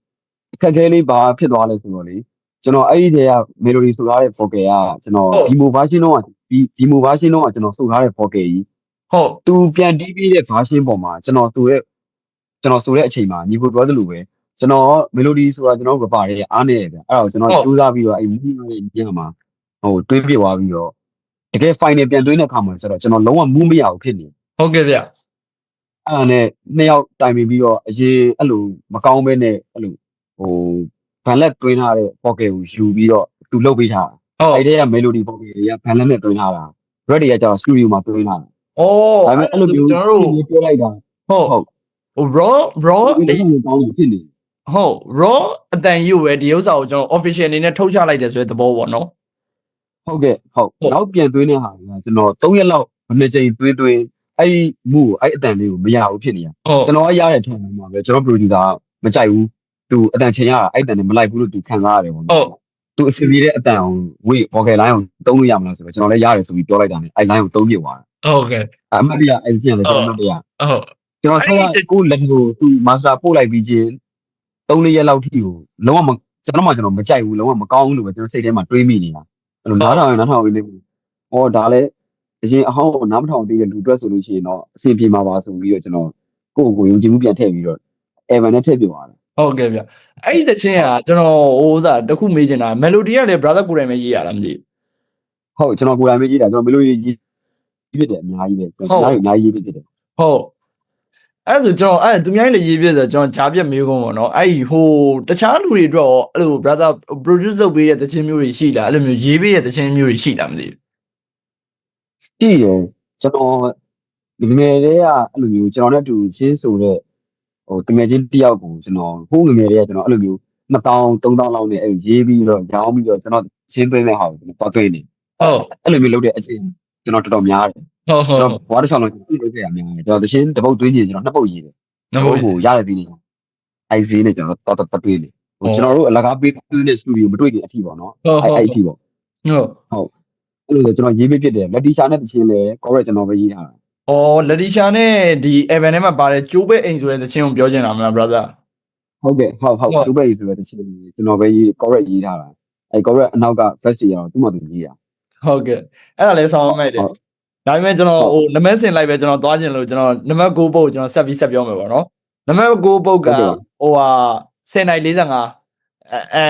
အဲ့ဒီဟာနဲ့ကျွန်တော်စမေးချင်တာခေါင်းစဉ်ကဘာလို့10:45ဖြစ်တာလဲပေါ့နော်သချင်းနာမည်ကဘာလို့10:45လို့ပေးပြတာလဲပေါ့ ဟိုကျွန်တော်ပွင့်လင်းပြောတာကျွန်တော်အဲ့ဒီထဲမှာယူရပြီးတော့ရေးထားတယ်ကျွန်တော်ဟိုသက်ဆိုင်တဲ့အမျိုးသမီးတွေကအဲ့ဒီနေ့အဲ့ဒီအချိန်မှာဖြစ်တဲ့ပြဿနာကျွန်တော်တို့အကြီးဆုံးပဲကျွန်တော်ပြန်ပြင်လို့မရအမှားမျိုးတော့ကျွန်တော်ဖြစ်သွားတာအဲ့ဒီအချိန်မှာပဲကျွန်တော်10နာရီကြည့်လိုက်တဲ့အချိန်မှာဒီချိန်တော့ငါမှတ်ထားအောင်မယ်ဆိုပြီးတော့10:45မိနစ်ဆိုပြီးခေါင်းစဉ်ပေးပြီးတော့အဲ့10နာရီခွဲလောက်ကနေပြီးတော့45မိနစ်အတော်တွင်းမှာကျွန်တော်တို့စိတ်အပြင်ကမထိန်လိုက်နိုင်တော့ဖြစ်သွားတဲ့ဖြစ်ပျက်ကိုကျွန်တော်ရေးတာကျွန်တော် featuring ခေါ်ထားတဲ့အလင်းရောင်လည်းပြောတော့ကျွန်တော်အဲ့လိုဖြစ်လာတယ်ကျွန်တော်အဲ့ဇလန်ပဲရေးပေးပါအခုဇလန်မရေးပါနဲ့ကျွန်တော်ဇလန်ပဲရေးပေးပါဆိုပြီးကျွန်တော် request လုပ်ပြီးတော့သူဆိုခိုင်းတာဟုတ်အဲ့ချင်းအဲ့ဆိုဒီတခြင်းကတော့ brother ခံစားချက်ကောတကယ် reality ဖြစ်ခဲ့တဲ့ခံစားချက်ကိုဒီတခြင်းထဲမှာပြန်ပြီးတော့ပြန် lyrics တွေအဖြစ်နဲ့ပြန်ပြောင်းလဲလိုက်တယ်ဆိုတဲ့သဘောပေါ့နော် brother ဟုတ်ကဲ့အဲ့ဒီချင်းကတကယ်ကျွန်တော်အပြင်မှာဖြစ်နေတဲ့ဟာလက်ရှိအဲ့ဒီချင်းလို့တော့လွန်ခဲ့တဲ့4-6လဖြစ်ခဲ့တဲ့ဟာကျန်တဲ့တချင်းတွေလည်းကျန်တဲ့တချင်းဆိုအခြေတချင်းတွေလည်းအဲ့လိုပဲအခြေတချင်းတွေလည်းကျွန်တော်ကိုယ်နဲ့လက်ရှိရှိနေတဲ့အမျိုးသမီးနဲ့အဆင်မပြေတာတစ်ခုဖြစ်မှကျွန်တော်ရေးဖို့မှုလာတာအဲ့လိုမဟုတ်ဘူးကြီးကတမျိုးဖြစ်နေကျွန်တော် upload ဖြစ်တယ်လို့ဖြစ်တယ်ကျွန်တော်မရေးနိုင်ဘူးကျွန်တော်တို့မှာအဲ့တစ်ခုကြည့်နေကျွန်တော်အဲ့လိုကိုတစ်ခုဖြစ်တော့မှရေးလို့ရတဲ့ပုံစံကြီးဖြစ်နေဒီကတော့ brother ဖြစ်ပဲနဲ့ဟုတ်ဒီကတော့ brother တကယ်ဟိုစိတ်ခံစားချက်ကိုပဲဦးစားပေးပြီးတော့ဒီ music ကိုလုပ်တယ်ဆိုတဲ့သဘောပေါ့နော် brother ဟုတ်ကဲ့ဟုတ်ကျွန်တော်ဟုတ်အဲ့လိုတော့ရှိတယ်ကျွန်တော်တချင်းရေးရောလေကျွန်တော်အဲ့လိုဖြစ်တယ်ခင်ဗျာဟုတ်ကဲ့ကျွန်တော်ဒါပေမဲ့အဲ့ဒီတခြင်းထဲမှာကျွန်တော်ကြိုက်တဲ့စာသား lyrics ရှိတယ်အဲ့ဒီတခြင်းထဲမှာလေဟိုကျွန်တော်တော်ကြိုက်တာပေါ့နော်ကျွန်တော်မှတ်ထားတယ်မင်းရဲ့တခါကတစ်လွင်နဲ့မာနာချစ်ပင်လဲမှာထောက်ရနေဝင်ကဲလို့နာရဖြစ်ရင်လည်းငါဘာမှပြစ်မြင်မယ်ငါမင်းရှိမှာပဲခါစားပြစ်ချင်တယ်ဆိုတာကိုင်းရင်ကိုင်းပြန်တော့ brother လုံးဝ damn လုံးဝဝုန်းနေဆိုပြီးထတောက်သွားတယ်မီးတော့ကြီးလို့ပဲလုံးဝ sound fine နဲ့အဲ့ lyrics ကြီးကတကယ်ဖြုတ်တာအဲ့စာသားအဲ့လိုမျိုးကိုင်းရင်တွေအများကြီး brother တချင်းတော်တော်များများမှာကျွန်တော်နားထောင်ကြည့်တာပါเนาะအဲ့လိုကိုင်းရင်တွေအများကြီးစီသွားတယ် အဲ့ဒါကြတော့ brother flow ကိုပို့ပြီးတော့ push လုပ်ပေးလားဘယ်လိုမျိုးကျွန်တော်ဘယ်လိုမျိုးပုံဖော်ဖြစ်လဲflow နဲ့ lyrics ကိုဘယ်လိုမျိုးစဉ်းစားလဲ brother ကျွန်တော် flow နဲ့ lyrics ကိုကျွန်တော်စဉ်းစားလို့ရှိရင်ကျွန်တော်တီးလုံး beat type ကိုကျွန်တော်အရင်နားထောင်မယ်ပြီးသွားလို့ရှိရင်ကျွန်တော်lyric ပြမယ်နေရာအရင်လာလား flow ပြမယ်နေရာအရင်လာလားတီးလုံးရဲ့ average ကိုကျွန်တော်အရင်လေ့လာတယ်ပေါ့နော်ဟုတ်အဲ့ဒါပြီးတော့မှစသဝင်တွေက flow နဲ့ပြဖို့လို့ရှိရင်ကျွန်တော် flow လာရှာတယ်ဟုတ် flow လာရှာပြီးကျွန်တော်ရေးချင်တဲ့အကြောင်းအရာကိုအဲ့ဒီပုံမှာconjunction အနေနဲ့ဆက်ပြီးတော့ကျွန်တော်ဆိုတယ်ပြီးတော့မှ lyric ကောင်းကောင်းလေးနဲ့ special line ကောင်းကောင်းလေးနဲ့အလေးပုံစံလေးကျွန်တော်ပြန်ဆိုရပေါ့ပြန်လိုက်လေးလိုက်ကိုကျွန်တော်ပြီးအဲ့ဒါကိုအရှိထားလိုက်နောက်ထားလိုက်ကျွန်တော်အများကြီး technique မသုံးဘူးအဲ့နှစ်ခုလောက်ပဲကျွန်တော်ပြီးနေပြီဟုတ်အဲ့ဒါကိုမှညီကိုပြောသလိုဆိုလို့ရှိရင်လို့pattern ချင်းနေဆိုလို့ရှိရင်ကျွန်တော်ရိုင်းပုံမှန်တိုင်းပဲဝင်မယ်ပြီးတော့မှနောက်ဆုံးပြီးကန်ဒီအပိတ်တွေကြမှာကျွန်တော်လှုပ်ရှင်လို့လှုပ်ဒီတိုင်းပုတ်ပုတ်တွေအဲ့လိုလှုပ်သွားတဲ့ပုံစံကြီးများတယ်ဟုတ်အဲ့လိုမျိုးဟုတ်အဲ့လိုမျိုးယူလာပေါ့နော်ဟုတ်ကျွန်တော်တခုမေးချင်တာလေ brother brother ချင်းတွေထဲမှာဆိုရင်ကျွန်တော်တို့အမြဲကြားနေရတဲ့စကားလုံးတွေရှိတယ်ဥမာဒါတော့ထားပါတော့ we but motherfucker ဆိုတာအဲ့ဒါတော့တခုတော့ထားပါတော့ကျွန်တော်နောက်တစ်ခုသိချင်တာ brother chopping flow ဆိုပြီးကျွန်တော်တချင်းတော်တော်များများမှာကျွန်တော်ကြားရတယ်brother ကိုယ်တိုင်လည်းကြွေးကြော်တယ်ပေါ့နော်အဲ့ chopping flow ဆိုတာဘယ်လိုမျိုးဟာမျိုးဆိုလိုချင်တာလဲဘယ်လိုမျိုးဆိုတဲ့ပုံစံမျိုးသူက chopping flow လို့ခေါ်တယ်အဲ့ဒါကျွန်တော်တစ်ချက်လောက်ဒီကြည့်နေတဲ့လူတွေကိုတစ်ချက်လောက်မျှဝေပေးပါ brother ဟုတ်ကဲ့ကျွန်တော်သိသလောက်တိုင်းတာဆိုလို့ရှိရင်ပေါ့နော်ကျွန်တော်တို့ဒီMidwest Chopper ဆိုတဲ့စကားလုံးအကြတော့ကျွန်တော်တို့အားလုံးပြည့်စုံသွားတဲ့စကားလုံးဟုတ် Midwest Chopper ကျွန်တော်နားလေတလောက်ပေါ့နော်အမပါသွားရင်လည်းကြည့်နေတဲ့သူတွေကိုအားလုံး sorry ပါTech9 ကျွန်တော်တို့အားကြတဲ့ Tech9 က Midwest ဆိုလို့ရှိရင်ဒီဘက်က King ISO က Chopper ပဲ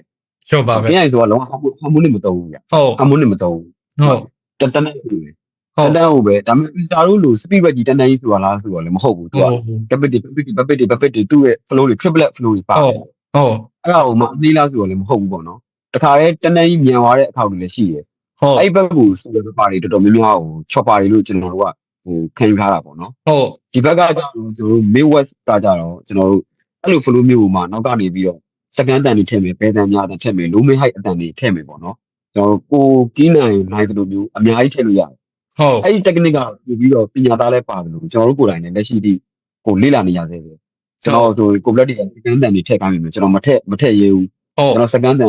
လုံးမရောက်ဘဲနဲ့ engineer လုပ်ပြီးလို့လောက်ရောက်သွားမှမျိုးကြီးကိုကျွန်တော်မလို့ချင်လို့ကျွန်တော်တကယ် online လေးကြမှာကျွန်တော် online ဆိုပြီးမထည့်ပြဘူးပေါ့နော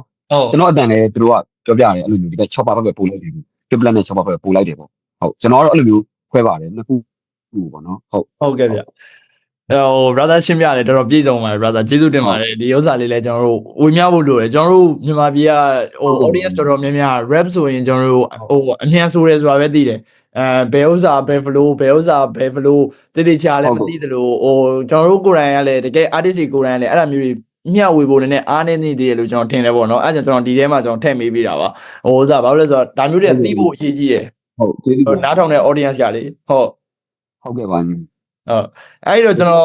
ခုနတော့တချင်းခုနတော့တချင်းအကြောင်းလေးပဲကျွန်တော်နည်းနည်းလေးထပ်ဆက်လိုက်မယ်ပေါ့နော်အလင်းရောင်နဲ့တွဲလို့တဲ့တချင်းတွေမှာကျွန်တော်တို့အဲ့မှာကာယန်တွေအများကြီးသုံးတယ်မင်းရဲ့တစ်ခါကတစ်လွင်နဲ့မာနချစ်ပင်လေပေါ့နော်အဲ့ကာယန်တွေကြောက် brother ကာယန်စဉ်းစားတဲ့တွေးခေါ်ပုံကြောင့် brother ဘယ်လိုမျိုးတွေးလဲဥမာကျွန်တော်တို့ရက်ွက်ထဲမှာတွေးတဲ့အဲ့ကာယန်ဥမာပြကျွန်တော်တို့ရက်ွက်ထဲမှာပြောနေကြစကားတစ်ခုကိုပဲကျွန်တော်တို့အဲ့ဟာကိုပဲကာယန်တစ်ခုချိတ်လိုက်မှာ brother ဘယ်လိုမျိုးသုံးရတော့ပို့ကြိုက်တယ်ပြီးတော့ punch line တွေထိုးတဲ့ဟာတွေက brother ထိုးရဲဆိုရင်တခါတကယ်ကျွတ်ထွက်သွားတာများတယ်လေအဲ့တော့ lyrics တွေကရေးလဲကျွတ်တော့အဲ့လိုမျိုး lyrics တွေကာယန်နေနဲ့ဘယ်လိုမျိုးစဉ်းစားလဲဟုတ်ကျွန်တော်ခုနရှင်းထဲမှာဆိုရင်မြေတစ်ခါတက်လို့လေမာနချစ်ပြီလေမှာထာဝရနေဝေပဲလို့နာ drop ဖြစ်ရင်လည်းဘာမှအပြစ်မမြင်ပဲအဲ့ဥစ္စာကာယံလဲညီတယ်လို့မျိုးအကြောင်းအရာလည်းအဲ့လိုအရှင်းနောက်ပြန်ပြီးတော့နားထောင်နေသူတွဲစရာမလိုပဲနဲ့ကွက်တိဖြစ်တယ်လို့ကျွန်တော်ယူဆပြီးလေကျွန်တော်ရေးလိုက်တာပေါ့နော်အဲ့လိုသူရဲ့ကောင်လေးတယောက်ရဲ့တခါတက်လို့နဲ့မာနတွေအများကြီးနဲ့အချစ်ပင်နေတဲ့မှာကိုကထာဝရနေဝေပြီးတော့အနာ drop တွေဖြစ်နေဘာမှအပြစ်မမြင်ပါဘူးလို့လေးချိုးကြပြလိုပုံစံမျိုးနဲ့ပြောချင်တာကိုချမ်းရှင်းတွေဖြုတ်ပြီးတော့ကာယံတွေကြီးပဲဆက်လိုက်ရင်ကျွန်တော်တို့ဒီ chopper triplet ဆိုတယ်လို့ဖြစ်တယ်တကယ်တော့ကျွန်တော်တို့အားလုံးကကြားဖြစ်ပြောရရင်ဒီဘယ်လိုပြောမလဲဗမာစာနဲ့အတူတူပဲကျွန်တော်တို့ကလေဟုတ်ကဲ့ဆိုပုံ breathing technique ကိုကျွန်တော်တို့ပြောင်းတယ် ကျွန်တော်အဲ့လိုမျိုးပြီးရေးရတယ်အဲ့ဒါအောင်မှတာရင်ဒီတိုင်းလေးကျွန်တော်မရေးဘူးကျွန်တော်အဲ့ဒါတော့ကျွန်တော်ပြောချင်တာပေါ့နော်တာရင်ဒီနှစ်ခုကညီနေလို့ကျွန်တော်မရေးဘူးသူနဲ့ထက်ဆက်မဲ့စကားလုံးတွေကအားလုံးပေါင်းလိုက်လို့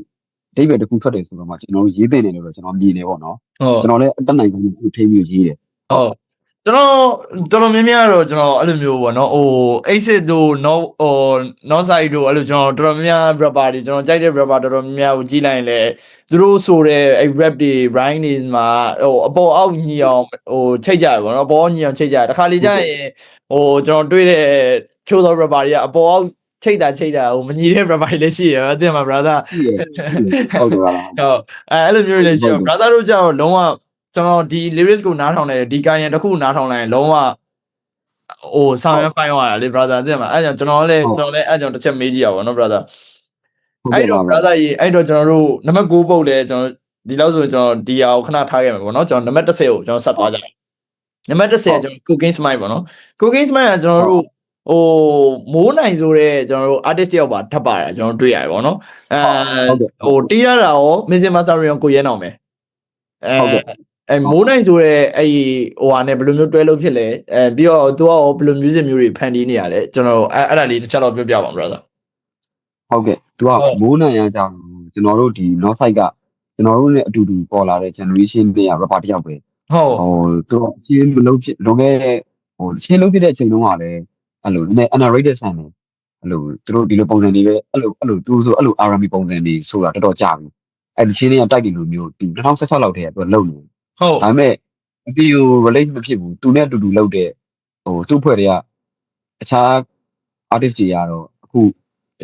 အခုဒီဘက်ခေတ်မှာဟိုတချို့နာမည်ရနေတဲ့ track artist တွေနဲ့လုပ်နေရတော့ကျွန်တော်တွေ့ပါတယ်ဟုတ်သူကကြတော့ဒီ time ပဲရောက်နေဟုတ်ကျွန်တော်ပေါ်လာတယ်အားလုံး time မှာရန်ကုန်မှာလို့ဆိုကျွန်တော်တယောက်ပဲရှိတဲ့ပုံဖြစ်နေဟုတ်ဟိုသူ့ရဲ့ D1 လူတွေပေါ့နော်အခု north side ကသူတွေဒီငယ်ပေါင်းတွေအကုန်လုံးကအဲ့ကိုရောက်နေအဲ့တော့သူကလည်းအဲ့သူလုပ်ထားတဲ့တခြင်းလေးကိုကျွန်တော်ပြရင်းနေကျွန်တော်တို့ညအဲ့တခြင်းလေးကိုကျွန်တော်လည်းသူ့မေလူတွေကျွန်တော်အရင်ကြိုက်သွားဟိုကျွန်တော်အဲ့လိုပုံစံလေးလည်းကျွန်တော်လုပ်ချင်နေတယ်သူ့ရဲ့အတွေးလေးကလည်းဆန်းတယ်ကိုကေးစမိုင်ကောင်မလေးရဲ့အပြုံးကိုကေးစမိုင်နဲ့တင်စားပြီးတော့လုပ်မယ်ဆိုပြီးသူကပြတဲ့တခြင်းလေးမှာကျွန်တော်က16ပါးဝင်ရေးပြီးတော့2ယောက်တိန်းထားဖြစ်တာအဲ့တခြင်းကလှုပ်ထားတာ3နှစ်လောက်ရှိပြီဟုတ်ကြာပြီပေါ့ brother အဲ့ဒါဆို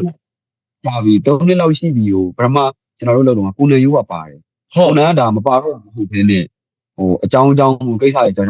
အကြာကြီးကြာမှလည်းဖြစ်တာတခုရယ်ကျွန်တော်ကိုနိုင်ကလည်းအရင်ဒီချေးသေးကိုသဘောကျနေတော့ကိုနေကိုဖွင့်တောင်းပြီးတော့ Evan ကိုထည့်လိုက်တော့မယ်ဆိုပြီးတော့ကျွန်တော်2ယောက်တည်းပါရှိပြီးထည့်လိုက်တာဟုတ်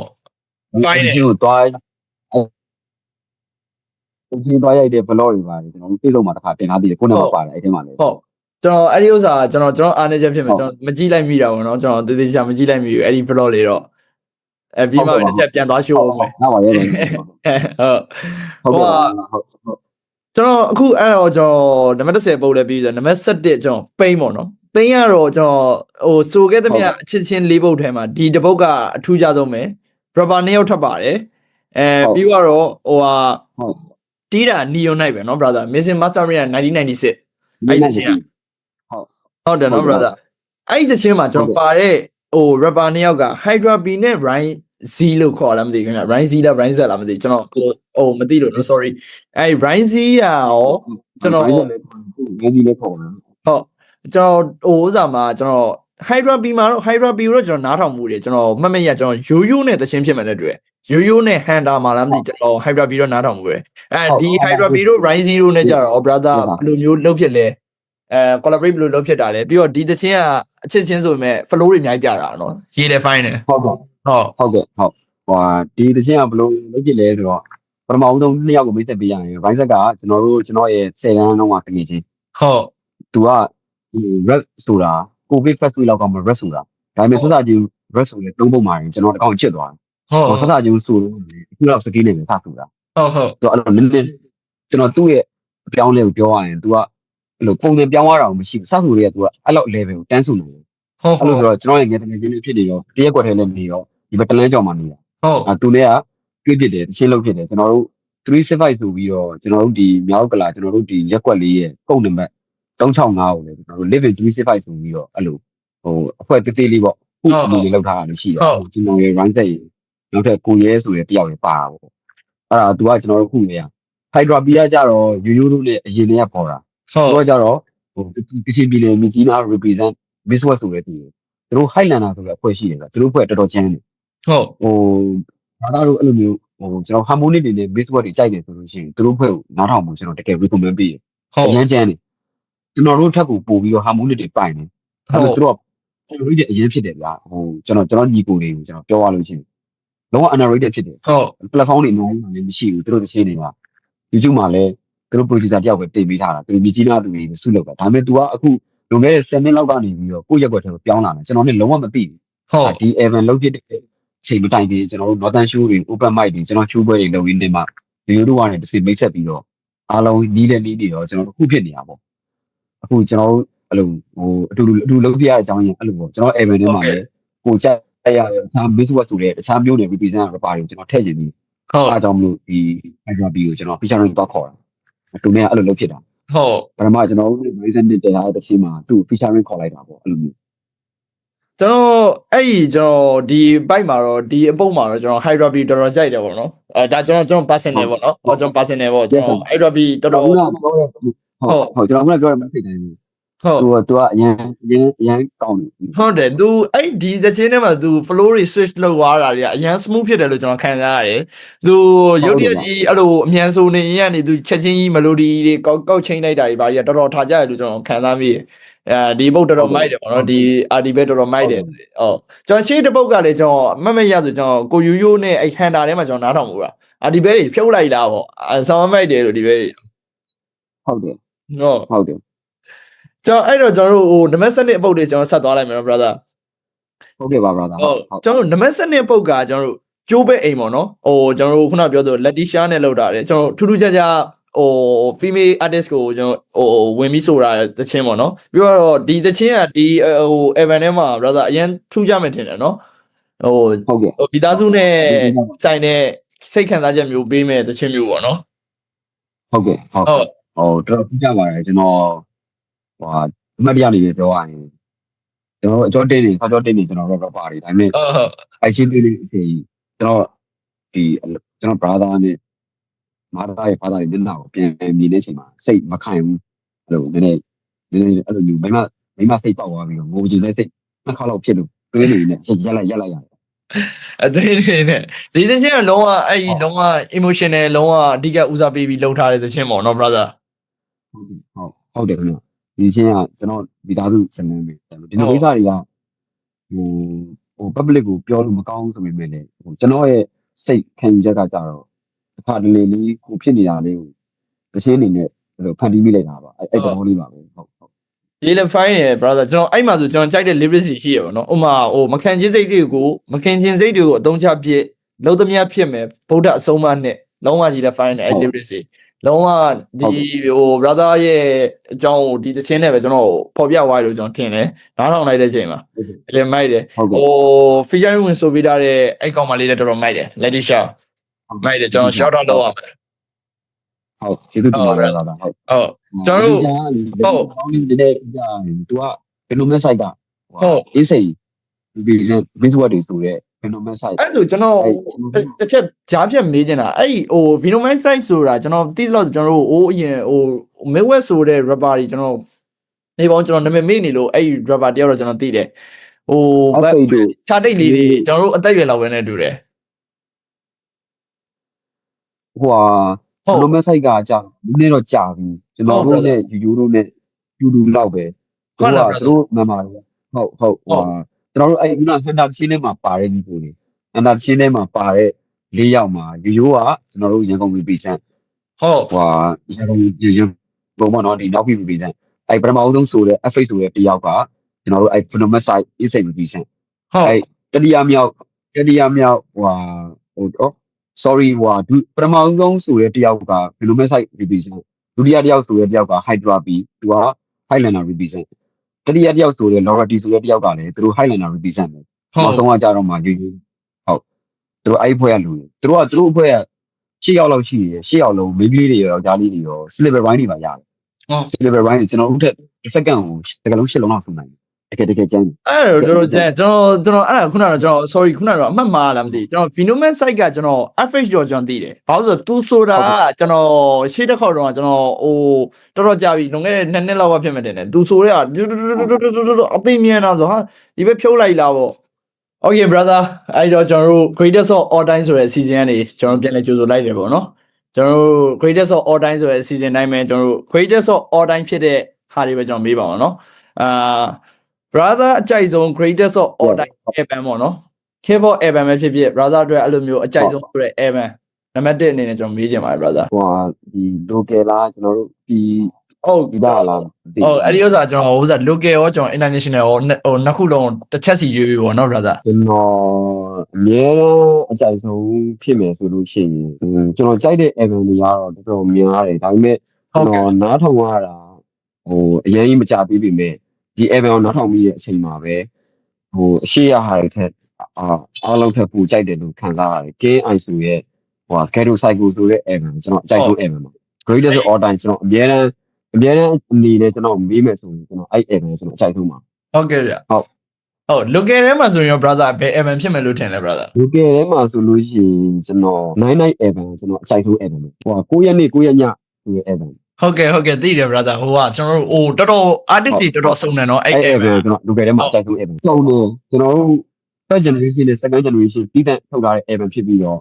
အဲ့ album လုံးဝကျွန်တော်တို့အခုချိန်ဒီ idea ဟာလည်းကျွန်တော်တို့ယူလို့မကုန်သေးဘူးအများကြီးယူရအဲ့ဒါဆိုရင် brother ကျွန်တော်နောက်တစ်ခုပေါ့နော် greatest of all time album ပြီးသွားပြီဆိုတော့ကျွန်တော် rapper ပေါ့နော် greatest of all time brother တယောက်ပဲ pick up လုပ်ရမယ်ဆိုဘယ်သူ pick up လုပ်ချင်လဲ international တယောက်ကျွန်တော်ဟိုကျွန်တော်တို့ local တယောက်ပေါ့နော် international တယောက်ဆိုလို့ရှိရင်တော့ကျွန်တော်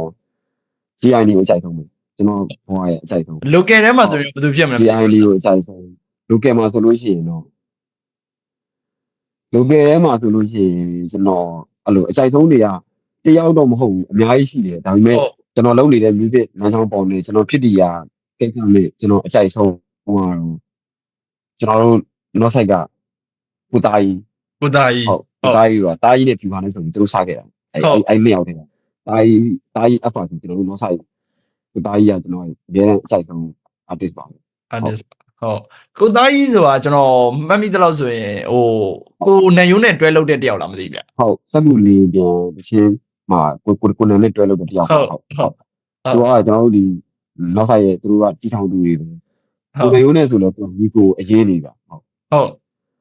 အိုးဟိုပါပေါ့နော် brother အဲ့ဒါဆိုရင်ကျွန်တော်တို့နောက်တစ်ခုပေါ့နော်နောက်တစ်ခုက greatest of all time တချင်းပေါ့နော် brother အတွက်အဲ့လိုနားထောင်လိုက်တာနဲ့ဒီတချင်းနားထောင်လိုက်တာနဲ့ငါဒီမှုကိုရတယ်ဆိုတဲ့တချင်းမျိုးကြိုက်တဲ့ချိန်နားတော့ငါအတွက်ဒီတချင်းအကောင်းဆုံးပဲဆိုတဲ့တချင်းမျိုးနေတာမသိ brother ရှိတယ်ဟုတ်အမနဲ့ stronger than iOS အကြိုက်ဆုံးချင်းကျွန်တော်နဲ့အတူတူပဲ brother ကျွန်တော်လည်း stronger than iOS အကြိုက်ဆုံးပဲအမီနဲ့ရဲ့သူရဲ့ move ပေါ့နော် expression အဲ့ဒီမှာ melody ဆိုရတာရောဟုတ် expression ရောဟုတ်ကျွန်တော်လို့ပြောတဲ့ချိန်မှာလည်းနားထောင်ပြတယ်ဟုတ်ထွက်တဲ့ချိန်မှာလည်းနားထောင်ပြတယ်အဲ့လိုဘာဖြစ်ဖြစ်အများနဲ့လို့ဟိုနားထောင်ပြတယ်ကျွန်တော်စိတ်ကစားမှုအမျိုးဖြစ်တဲ့အချိန်တိုင်းမှာကျွန်တော်နားထောင်လို့ရပါချင်းဟုတ်ကဲ့အဲ့ချင်းအကြောင်းဟုတ်ဟိုဟာဆိုရင် brother collaboration ဆိုရင်ဘယ်လိုဖြစ်မလဲမသိဘူး collaboration brother နဲ့အဲ့လိုတွဲလုပ်ရတာအကြိုက်ဆုံးဒါမှမဟုတ်လေ brother အဲ့လိုမျိုးသူများတွေဥမာပါဗျာဥမာနက်ကနဲ့ဘာဘူးနဲ့တွဲလို့အကြိုက်ဆုံးဂျီမီနဲ့ကြောက်ချက်နဲ့တွဲလို့အကြိုက်ဆုံးအဲ့လိုမျိုး collaboration ပေါ့ brother တွဲလုပ်ခဲ့ရတာရော brother ကြိုက်တဲ့ collaboration ရောအဲ့လိုမျိုးဆိုဘယ်လိုနဲ့ဖြစ်မလဲမသိဘူး brother ကျွန်တော်တွဲလို့အရင်ဆုံးကျွန်တော်တွဲလို့ရတဲ့ collaboration တွေထဲမှာကျွန်တော်အကြိုက်ဆုံးကတော့ယူကျွန်တော်လည်းသူနဲ့အရင်သမိုင်းကြီးရလို့ခံစားရတယ်ပြီးယူလည်းတဲ့ဟိုကျွန်တော်တို့နှစ်ယောက်ကလက်ရှိကာချာလဲတူဟုတ်ကျွန်တော်သူများတွေအနေနဲ့ဘယ်သူတွေ collaboration လုပ်ဖို့ကျွန်တော်မြင်ချင်တယ်ဆိုဟိုကျွန်တော်မြင်ရတာပေါ့နော်ကျွန်တော်တို့စလွန်ခဲ့တဲ့5-6နှစ်တာဆိုလို့ရှိရင်ဟုတ်ကဲ့ collaboration တွေထဲမှာကျွန်တော်အားရဆုံးဆိုလို့ရှိရင်တော့ဟို H-bound နဲ့ Lizzy လောက်တဲ့ This is Jar Rest ဆိုတဲ့တချင်သူတို့ collaboration တော့အားရတယ်ဟုတ်သူတို့နှစ်ယောက် collaboration လုပ်တဲ့အချင်းအရန်လဲမိုက်တယ်ကျွန်တော်တို့ rapper ချင်းကိုမျှော်လင့်ထားတဲ့အတိုင်းပဲအရန်ကောင်းတယ်ပြီးတော့ထပ်ပြီးတော့နောက်ထပ်ဘယ်သူတွေတွေ့ကြသေးလဲဆိုရင်ကျွန်တော်ဟိုနဲ့ကိုကြက်ဖာနဲ့ကိုဝေကြီးနဲ့နှစ်ယောက် collaboration လုပ်တာထပ်တွေ့ရင်ဟုတ်ကဲ့တို့နှစ်ယောက်ရဲ့ဗမာစတန် ready ထပ်ကြားနေတယ် ကျွန်တော်လည်းထပ်ကြားခြင်းတယ်ကျွန်တော်တို့ဟိုစကားတပုတ်တည်းနားထောင်တာအားမရဘူးကျွန်တော်နောက်တဲ့အပုတ်ပေါင်းများစွာနားထောင်ခြင်းတည်းရသူတို့နှစ်ယောက် collaboration ရော ဟုတ်တယ် တကယ်ဖြုတ်တဲ့ rapper နှစ်ယောက် ကျွန်တော်လည်းအဲ့လိုပဲ ဟုတ် ဟိုဟာသေးဘူးမကြည့်နဲ့သေးဘူးအဲ့လောက်နဲ့အားကလို့မရဘူးကျွန်တော် ဟုတ်တယ် brother ကျွန်တော်လည်းထပ်နားထောင်ဖို့သူတို့ထပ်ထုတ်ဖို့လည်းကျွန်တော်မျှော်လင့်ပါတယ် ဟုတ်ကဲ့ brother အဲ့တော့ကျွန်တော်တို့အခု greatest of all time ရဲ့ကျွန်တော်တို့ပထမပိုင်းပေါ့နော်ကျွန်တော်တို့ဟိုမေးတဲ့အပိုင်းတော့ကျွန်တော်ပြီးပြီဒုတိယပိုင်းကတော့ကျွန်တော်ရွေးချယ်ထားတဲ့ rapper ရှိရပေါ့နော်ကျွန်တော်ရွေးချယ်ထားတဲ့ rapper တွေက brother အဲ့ကျွန်တော်ဂျူကိုပြောမယ်ပေါ့နော်နှစ်ယောက်စီကျွန်တော်ပြောရမယ် brother တစ်ယောက်ပဲ pick up လုပ်ရမယ်ပေါ့နော်ကျွန်တော်အားတွေရွေးထားတယ် brother ကြိုက်တဲ့လူ pick up လုပ်ပေါ့နော် yes sir ဟုတ်ကဲ့ကြဟုတ်အဲ့တော့ကျွန်တော် pick up လုပ်ဖို့စားကြအောင်ကျွန်တော်တို့အဲ့တော့ကျွန်တော်ပထမဆုံးတွဲအနေနဲ့ကျွန်တော်ပြောချင်တာဟုတ်ပထမဆုံးတွဲအနေနဲ့ကျွန်တော်ပြောချင်တာ big wine နဲ့ Jamie ပေါ့နော် ဟုတ် brother pick one မှာ ကျွန်တော် big one ကိုရဲပေါ့ကိုရဲ big one ပို့ကြိုက်တယ်ပေါ့နော် big one ဟုတ်ကဲ့ကျွန်တော်အဲ့ဆိုနောက်ထပ်တစ်ယောက်ထပ်ပြောမယ်ဗျနောက်ထပ်တစ်ယောက်ကတော့ကျွန်တော်လမ်ဘာနဲ့ဆွဲသက်ပိုင်တယ်ပေါ့နော် သူတို့နှစ်ယောက်တည်းကတယောက်ပြီးရမှာ ဟုတ်တစ်ယောက်ပေါ့ ကျွန်တော်ဖလိုးသုံးပုံနဲ့ကာရယူဆပုံနဲ့အရာကျွန်တော်ကြိုက်တဲ့အရာဆိုလို့ရှိရင်ကျွန်တော်ကိုယ်စောသက်ပိုင်ကိုပို့ကြိုက်ပါတယ် ဟိုဆွဲသက်ပိုင်ကိုကြိုက်ကိုဆွဲကိုပို့ပြီးကြိုက်တာပေါ့နော်အဲ့ဒါဆိုကျွန်တော်နောက်ထပ်တွဲအနေနဲ့ကျွန်တော်ကြောက်ကြက်နဲ့ကြောက်ထွတ်ဆွေပေါ့နော် ကိုကြောက်ချက်နဲ့သူဖြစ်နေဆိုလို့ရှိရင်တော့ကျွန်တော်ကြောက်ထွတ်ဆွေကိုပို့ပြီးကြိုက်ပါတယ် ကိုကြောက်ထွတ်ဆွေကိုကြိုက်တယ်ဟုတ်ကဲ့ဗျအဲ့တော့ကျွန်တော်နောက်ထပ်တစ်ယောက်ပေါ့နော်နောက်ထပ်တစ်ယောက်ကကျွန်တော် brother ခုနကတော့ပြောတဲ့နှစ်ယောက်ပေါ့ Little Z နဲ့ Xbox Little Z နဲ့ Xbox choose one more brother ဟုတ် yes sir ကျွန်တော်Little Zကိုပို့ကြိုက်ပါတယ် ဟုတ်ကဲ့ဗျအဲ့ဒါဆိုရင်ကျွန်တော်နောက်ဆုံးပေါ့နော်နောက်ဆုံးတွဲပဲကြံပါမယ်နောက်ဆုံးတွဲကတော့ကျွန်တော်ကြိုက်ဆုံး rapper နှစ်ယောက်ကျွန်တော်တွဲပေးတာပေါ့နော်လန်ယိုးနဲ့ဖြိုးလေး not sign နေပါ BNG ပါဟုတ်ကဲ့ကိုနန်နဲ့ဖြိုးလေးတွေလည်းနှစ်ယောက်ကိုရွေးရမယ်ဆိုလို့ရှိရင်ကျွန်တော်ကကိုနန်ရိုးကိုပို့ပြီးတော့ကြိုက်ပါတယ်ဟုတ်ကိုနန်ကကျွန်တော်တို့လုပ်တဲ့ပုံစံနဲ့ကျွန်တော်သွားတင်တဲ့ပုံစံနဲ့ပို့ပြီးတော့ကျွန်တော်တို့ပို့ပြီးတော့ismet rich ကြီးကပုံများတယ်ပေါ့နော် ဟုတ်ကဲ့ဗျပို့ပြီးတော့ကြိုက်ပါတယ်ကျွန်တော်ရွေးရမယ်ဆိုလို့ရှိရင်တော့ကိုနန်ကိုရွေးပါတယ်ဟုတ်ကဲ့ဗျ okay အဲ့တော့ brother အဲ့ဒါကျွန်တော်တို့ရဲ့ greatest of all time season ကတော့ဒီမှာပြီးပါပြီပေါ့နော်greatest of all time season နဲ့ okay နောက်ထပ်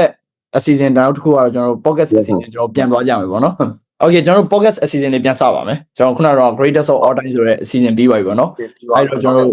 podcast အစီအစဉ်လေးပြန်စပါမယ် podcast အစီအစဉ်မှာကျွန်တော်နောက်ဆုံးပိုင်းနေနဲ့ကျွန်တော်ပြောချင်တဲ့ဟာလေးတွေရှိရပါတော့အဓိကတော့ကျွန်တော်နောက်ဆုံးပိုင်းမှာကျွန်တော် hip hop နဲ့ပတ်သက်တဲ့ဟာလေးတွေကျွန်တော်မေးမယ်ပေါ့နော် hip hop နဲ့ hip hop ကို brother တယောက်တည်းအနေနဲ့ personal ရဟိုဘယ်လိုမျိုးလက်ခံတာလဲပြီးတော့ hip hop lifestyle တက်ပို့လားculture လားဘယ်ဥစ္စာအရေးကြီးဆုံးဖြစ်မလဲလို့ထင်တယ် brother ကျွန်တော်အနေနဲ့ဆိုလို့ရှိရင်တော့ everything ပဲကောင်းတယ်ကျွန်တော်တယောက်တည်းအနေနဲ့ဆိုလို့ရှိရင်တော့ lifestyle ရလည်းကျွန်တော် hip hop ပဲဟုတ်ကျွန်တော်တို့ culture ဆိုလည်း hip hop နောက်တစ်ခုပုံပြီးပြောတာကျွန်တော်တို့လူနေမှုဘဝတွေအားလုံးက hip hop ပဲကျွန်တော်ယုံကြည်တာပေါ့ဟုတ်အားလည်းဘာကြောင့်ဆိုတော့ကျွန်တော်တို့ဒီလူမှုဘဝအကြောင်းအရာတွေအားလုံးကျွန်တော် hip hop နဲ့လုံးနဲ့ပြောလို့ရဟုတ်မရှိမှာပါဘာမှမရှိဘူးဟုတ်ကဲ့သုံးလို့ရတယ်ပြောဆိုလို့ရတယ်ဟုတ်ကျွန်တော် hip hop လုပ်တဲ့လူတယောက်အနေနဲ့ကျွန်တော်တို့ကတော့ everything hip hop ဖြစ်နေဟုတ်ကဲ့ဟုတ်ကျွန်တော် hip hop နဲ့ပတ်သက်ပြီးတော့ဒီတော်တော်များမျာ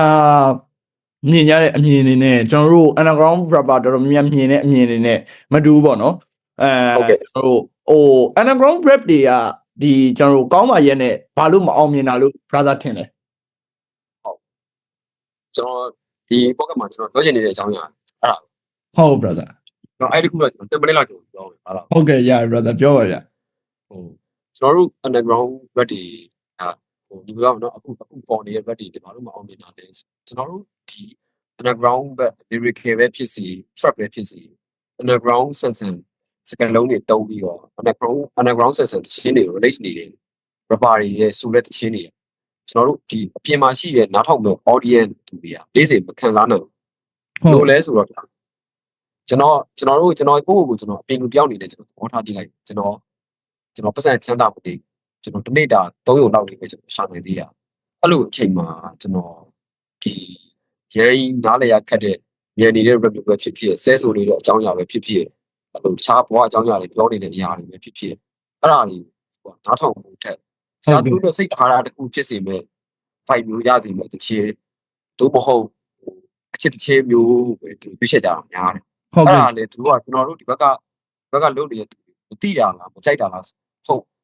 ်သူတို့ရဲ့စိတ်တဲမှာတနေ့တာဖြစ်တဲ့အချိန်တွေထဲမှာကျွန်တော်တို့ဒီဘက်ကလုပ်တဲ့ music type တွေအချိန်ပေးပြီးနားထောင်ဖို့ဆိုတာ aggressive ဆန်တဲ့လူငယ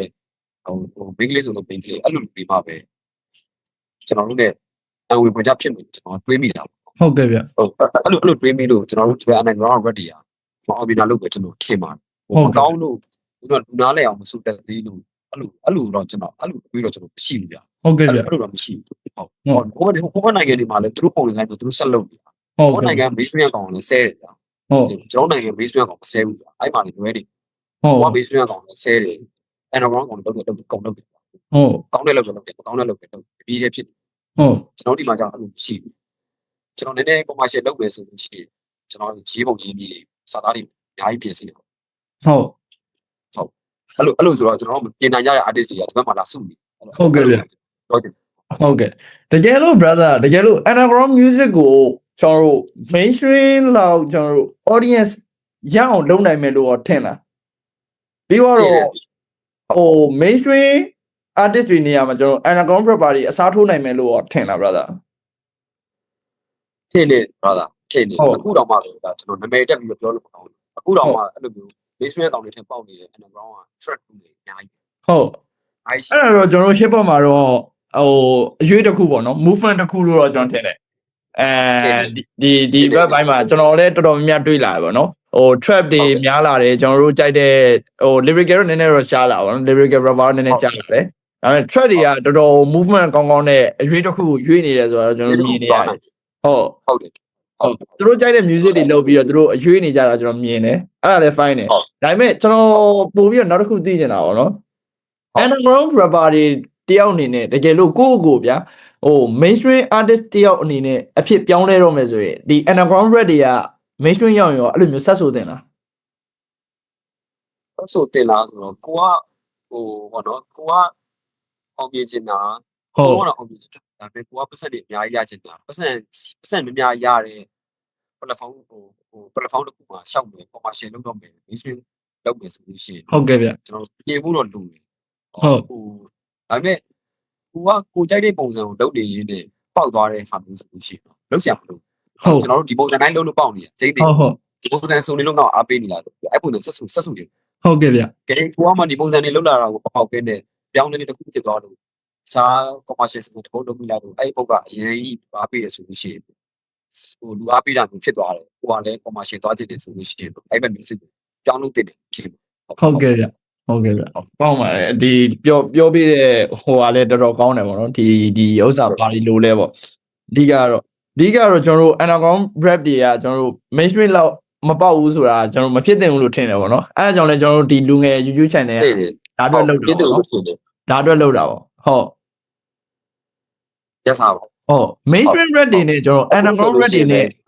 အဓိကကွာခြားချက်ဆိုဘာဖြစ်မယ်လို့ထင်လဲ brother basement rap တွေနဲ့ underground rap တွေနဲ့အဓိကကွာခြားချက်ဆိုကျွန်တော်အားမနာတယ်တော့မယ်ရှိကျွန်တော်တို့ underground မှာ music type လို့ရှိရ ဟုတ် နဲ့စင်မပြေတဲ့အကြောင်းကစပြီးတော့ဖက်ပြက်ပြီးအိမ်ပြန်လာတဲ့အကြောင်းကစအဲ့လိုအကြောင်းကတင်းနေအများကြီးဘာတွေအများကြီးဖန်တီးကြတာ ဟုတ်ဟုတ် မြောက်သွားပြီဆိုရှင်ကျွန်တော်အပြည့်အောင်ရင်းချင်းကျွန်တော်တို့ချစ်တာတော့ဘူးချစ်လို့မရဆဲဆိုပြီးချစ်လို့မရဘူး ဟုတ် လူနီးတဲ့ချစ်မှမဟုတ်ရင်လည်းလူနီးတဲ့ပုံမှန်ရချစ်တဲ့မဟုတ်ရင်မရဘူးအဲ့တော့ဟိုလူတွေအားလုံးရဲ့နားထဲမှာကြားကောင်းပါတယ်ဆိုတော့ positive sense နဲ့ချင်းမျိုးတွေအဲ့ဘက်မှာလုပ်လို့ရအောင်အဲ့တော့ကျွန်တော်ကတော့မောင်ကတော့အရင်ချင်းတယ်လို့ကျွန်တော်ထင်တာ ဟုတ် ကျွန်တော်လည်းဒီထက်အများကြီးနေရ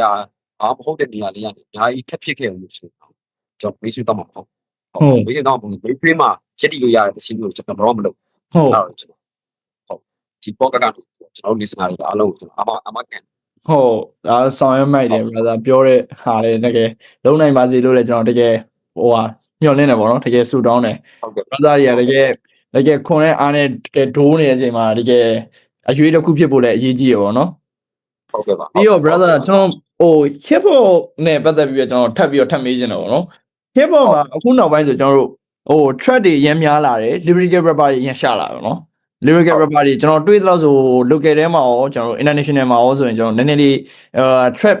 rapper တွေလောက်တိတ်ပြီးတော့အရင်နာမည်မကြီးတော့ဘူးနော်အရင်နာမည်မကြီးဆိုတာတဲ့ကျွန်တော်တို့ဟိုအရင်တိုးဝက်ခတ်လာတယ်ပေါ့နော်တိုးဝက်ခတ်လာတယ်ပေါ့ဟိုကျွန်တော် lyrical ကြိုက်တဲ့ rapper တွေဟို rap ကြိုက်တဲ့ lyrical rap ကြိုက်တဲ့လူတွေအတွက်ဒီလို track တွေကအစားထိုးလိုက်တဲ့အချိန်မှာဟိုဘယ်လိုမျိုးဖြစ်နိုင်လဲ brother ဒီ music ကရောဟိုကျွန်တော်ပြောင်းလဲသွားနိုင်တာ hip hop ကနောက်ထပ်တနေရာထပ်ပြောင်းလဲသွားနိုင်တာ ကျွန်တော်ပြောင်းလဲသွားနိုင်လို့တော့ထင်တယ်ဒါပေမဲ့ကျွန်တော်တို့ဒီ lyrical ဘက်ကပျောက်သွားမှာတော့ဟုတ်ဗျဟုတ်ကဲ့ကျွန်တော်တို့ကဒီတိုင်းဆက်ရှိနေအောင်မှာထက်ကျွန်တော်တူတဲ့အမြင်ရဆိုလို့ရှိရင်ပို့လို့လာကြတယ်ဟုတ်ပို့တာတဲ့အကြောင်းကြီးဘာမှလည်းခုရဲ့နောက် generation ဒီငယ်ကြီးကသူကလုံးဝ appreciate လုပ်ပြီးတော့ဟုတ်တကယ်လက်ခံရမယ်တိုင်းတာမျိုးသူကလုပ်ပြဟုတ်ကဲ့ပြီးတော့ကျွန်တော်အဲ့လိုမျိုးစကားဖြစ်ပြီးတော့ပြောရရင်ကျွန်တော်2016လောက်တည်းကကျွန်တော် OPN တို့ဘာလို့ကျွန်တော်နားထောင်အဲ့ဒီကကျွန်တော်နားထောင်ဟုတ်ကဲ့ဗျတော်တော်ဒီနားလဲ artist တွေများလဲတည်တယ်လို့ daily ကျွန်တော်အများနားထောင်နေပြတာဒီပိုင်းတွေမှာဆိုလို့ပြောမလဲ big watch တွေ track တွေ big watch ချော့ပါတယ်ကျွန်တော် track တွေ Adelana rapper တွေဟုတ်အဲ့လို rapper တွေပဲနားထောင်ပြတာအဲ့ဒါလည်းကျွန်တော်တို့ဘောလို့ဆိုကိုမလုပ်ဘဲနဲ့နောက်ပေါ်လာတဲ့ music တိုက်ကျွန်တော် music ကျွန်တော်တို့ကဘာတွေကျွန်တော်တို့ fight ပြီးနေဘာတွေခံစားမှုပြီးနေဘာကြောင့်ဒီအများကြီးကြိုက်နေရဟုတ်ကဲ့ဗျအများကြီးလေးတာပဲလေ့လာတဲ့အချိန်မှာတဲ့အာမနာနဲ့ပြောတာကျွန်တော်လည်းကြိုက်ဟုတ်ကဲ့ဗျကျွန်တော်လည်းကြိုက်ကျွန်တော်လည်းကြိုက်တယ်နားထောင်ပြအခုမှပေါ်နေတဲ့တသေးလေးOPN ဆိုတဲ့ Slayer တို့ထက်ပို့ပြီးတော့ underrated ကြတယ်ကလေးလေးတွေကသာပုံကျွန်တော်နားထောင်ပြဟုတ်ကဲ့ဗျဒါပေမဲ့သူတို့ music ကိုမလောက်တာကျွန်တော်မကြိုက်လို့ဟုတ်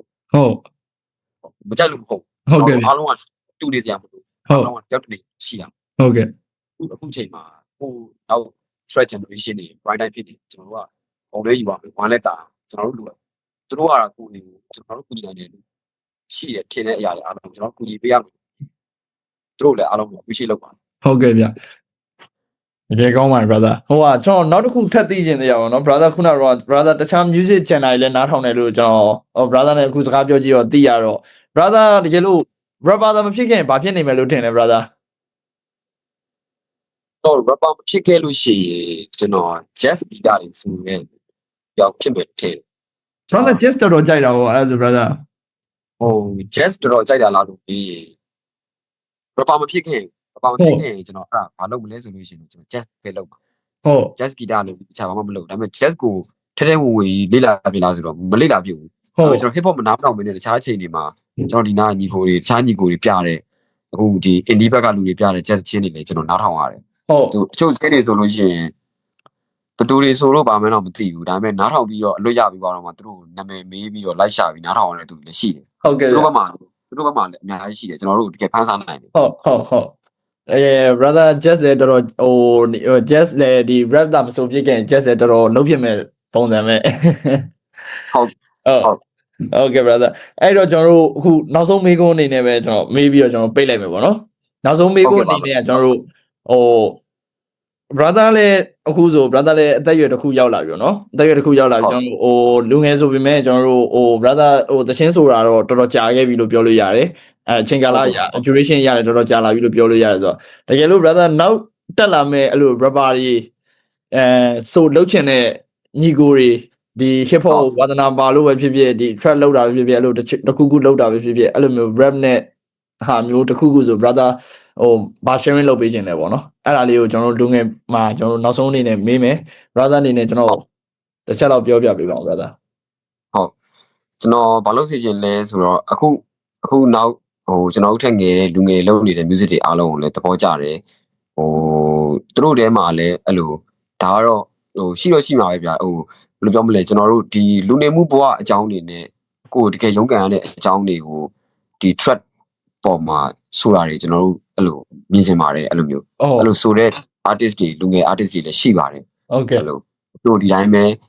ဝုန်းတိုင်းတောင်းကျမ်းပြီးဆိုတဲ့သူတွေလည်းရှိတယ်အားလုံးမိုက်ပါတယ်သူကလည်းသူအဲ့လိုမျိုးထပ်ပြီးတော့ကိုယ်အနေနဲ့ပြောခွင့်ရှိမယ်ပြောရမယ်ဆိုလို့ရှိရင်တော့အဲ့လိုမျိုးlyrical အကြောင်းအရာတွေပေါ့အဲ့လိုအကြောင်းအရာတွေကိုပါ သူတို့လုပ်နေတဲ့ music flow နဲ့ပဲဆိုတာမျိုးကျွန်တော်တို့ပုံနာထောင်နေတာအားပေးချင် ဟုတ်ကဲ့ ဟုတ် Okay brother ပြောပြည့်စုံပါတယ် brother ဒီနေ့ကျွန်တော်တို့လူငယ်ကဖိတ်ခေါ်တဲ့အနေနဲ့ရှားခဲ့ပြီလို့လည်းကျွန်တော်ကျေးဇူးအများကြီးတင်ပါတယ်ကျွန်တော်လူငယ်တစ်ဖွဲ့လုံးကိုသာကျွန်တော်ပြောချင်ပါတယ် brother ဟုတ် ကျေးဇူးလည်းအများကြီးတင်ပါတယ်လူငယ်ကတယောက်ချင်းစီပုံလုံးလည်းကျေးဇူးအများကြီးတင်ပါတယ်ကျွန်တော် ဟုတ်ကျွန်တော်တို့လူငယ် channel ကိုကြည့်နေတဲ့ viewer တွေကိုလည်းတစ်ချက်လောက်နှုတ်ဆက်ပေးပါဦး brother yes sir အခုကျွန်တော်တို့ဒီလူငယ် page နဲ့ကျွန်တော်နဲ့ collaboration လုပ်ပြီးလုပ်တဲ့ podcast လေးမှာဝင်ရောက်ကြည့်ပြီးတဲ့သူတယောက်ချင်းစီအားလုံးကိုလည်းကျေးဇူးအများကြီးလက်တင်တယ်လို့ကျွန်တော်တို့ဒီလူငယ် page ကိုအကုန်လုံးအခုတည်းကဟိုမီနီရောမီစင်ရောပြတာမှရမယ်ကျွန်တော်တို့ဒီ page မှာတကယ် hip hop လောကတွေမှာတကယ် run နေတဲ့လူငယ်တွေရောလူကြီးတွေရောအကုန်လုံးကို share out လုပ်ပေးနေတဲ့ page ဖြစ်တဲ့အတွက်အားလုံးလာကြည့်ပေးတဲ့အတွက်လည်းကျေးဇူးအများကြီးတင်တယ်လို့လူငယ် page ကိုကျွန်တော်လည်းတရားကျေးဇူးအများကြီးတင်ပါတယ် ဟုတ် brother ကျေးဇူးအများကြီးတင်ပါတယ်ဗျာကျွန်တော်လည်းကျွန်တော်တို့ဖိတ်ခေါ်ပေးတာကိုလာတဲ့အတွက်ကျွန်တော်လုံးဝကျေးဇူးအများကြီးတင်ပါတယ်အဲ့တော့ကျွန်တော်တို့ရဲ့ podcast season ကဒီမှာပဲဆုံးသက်ပါပြီကျွန်တော်တို့နောက်ထပ် season တစ်တွေကနေကျွန်တော်ပြန်လည်ပြီးတော့ဆုံးတွေ့ကြမယ်အားလုံးနှုတ်ဆက်လိုက်ပါ yes sir အားလုံးနှုတ်ဆက်ပါတယ်ဟုတ် let's get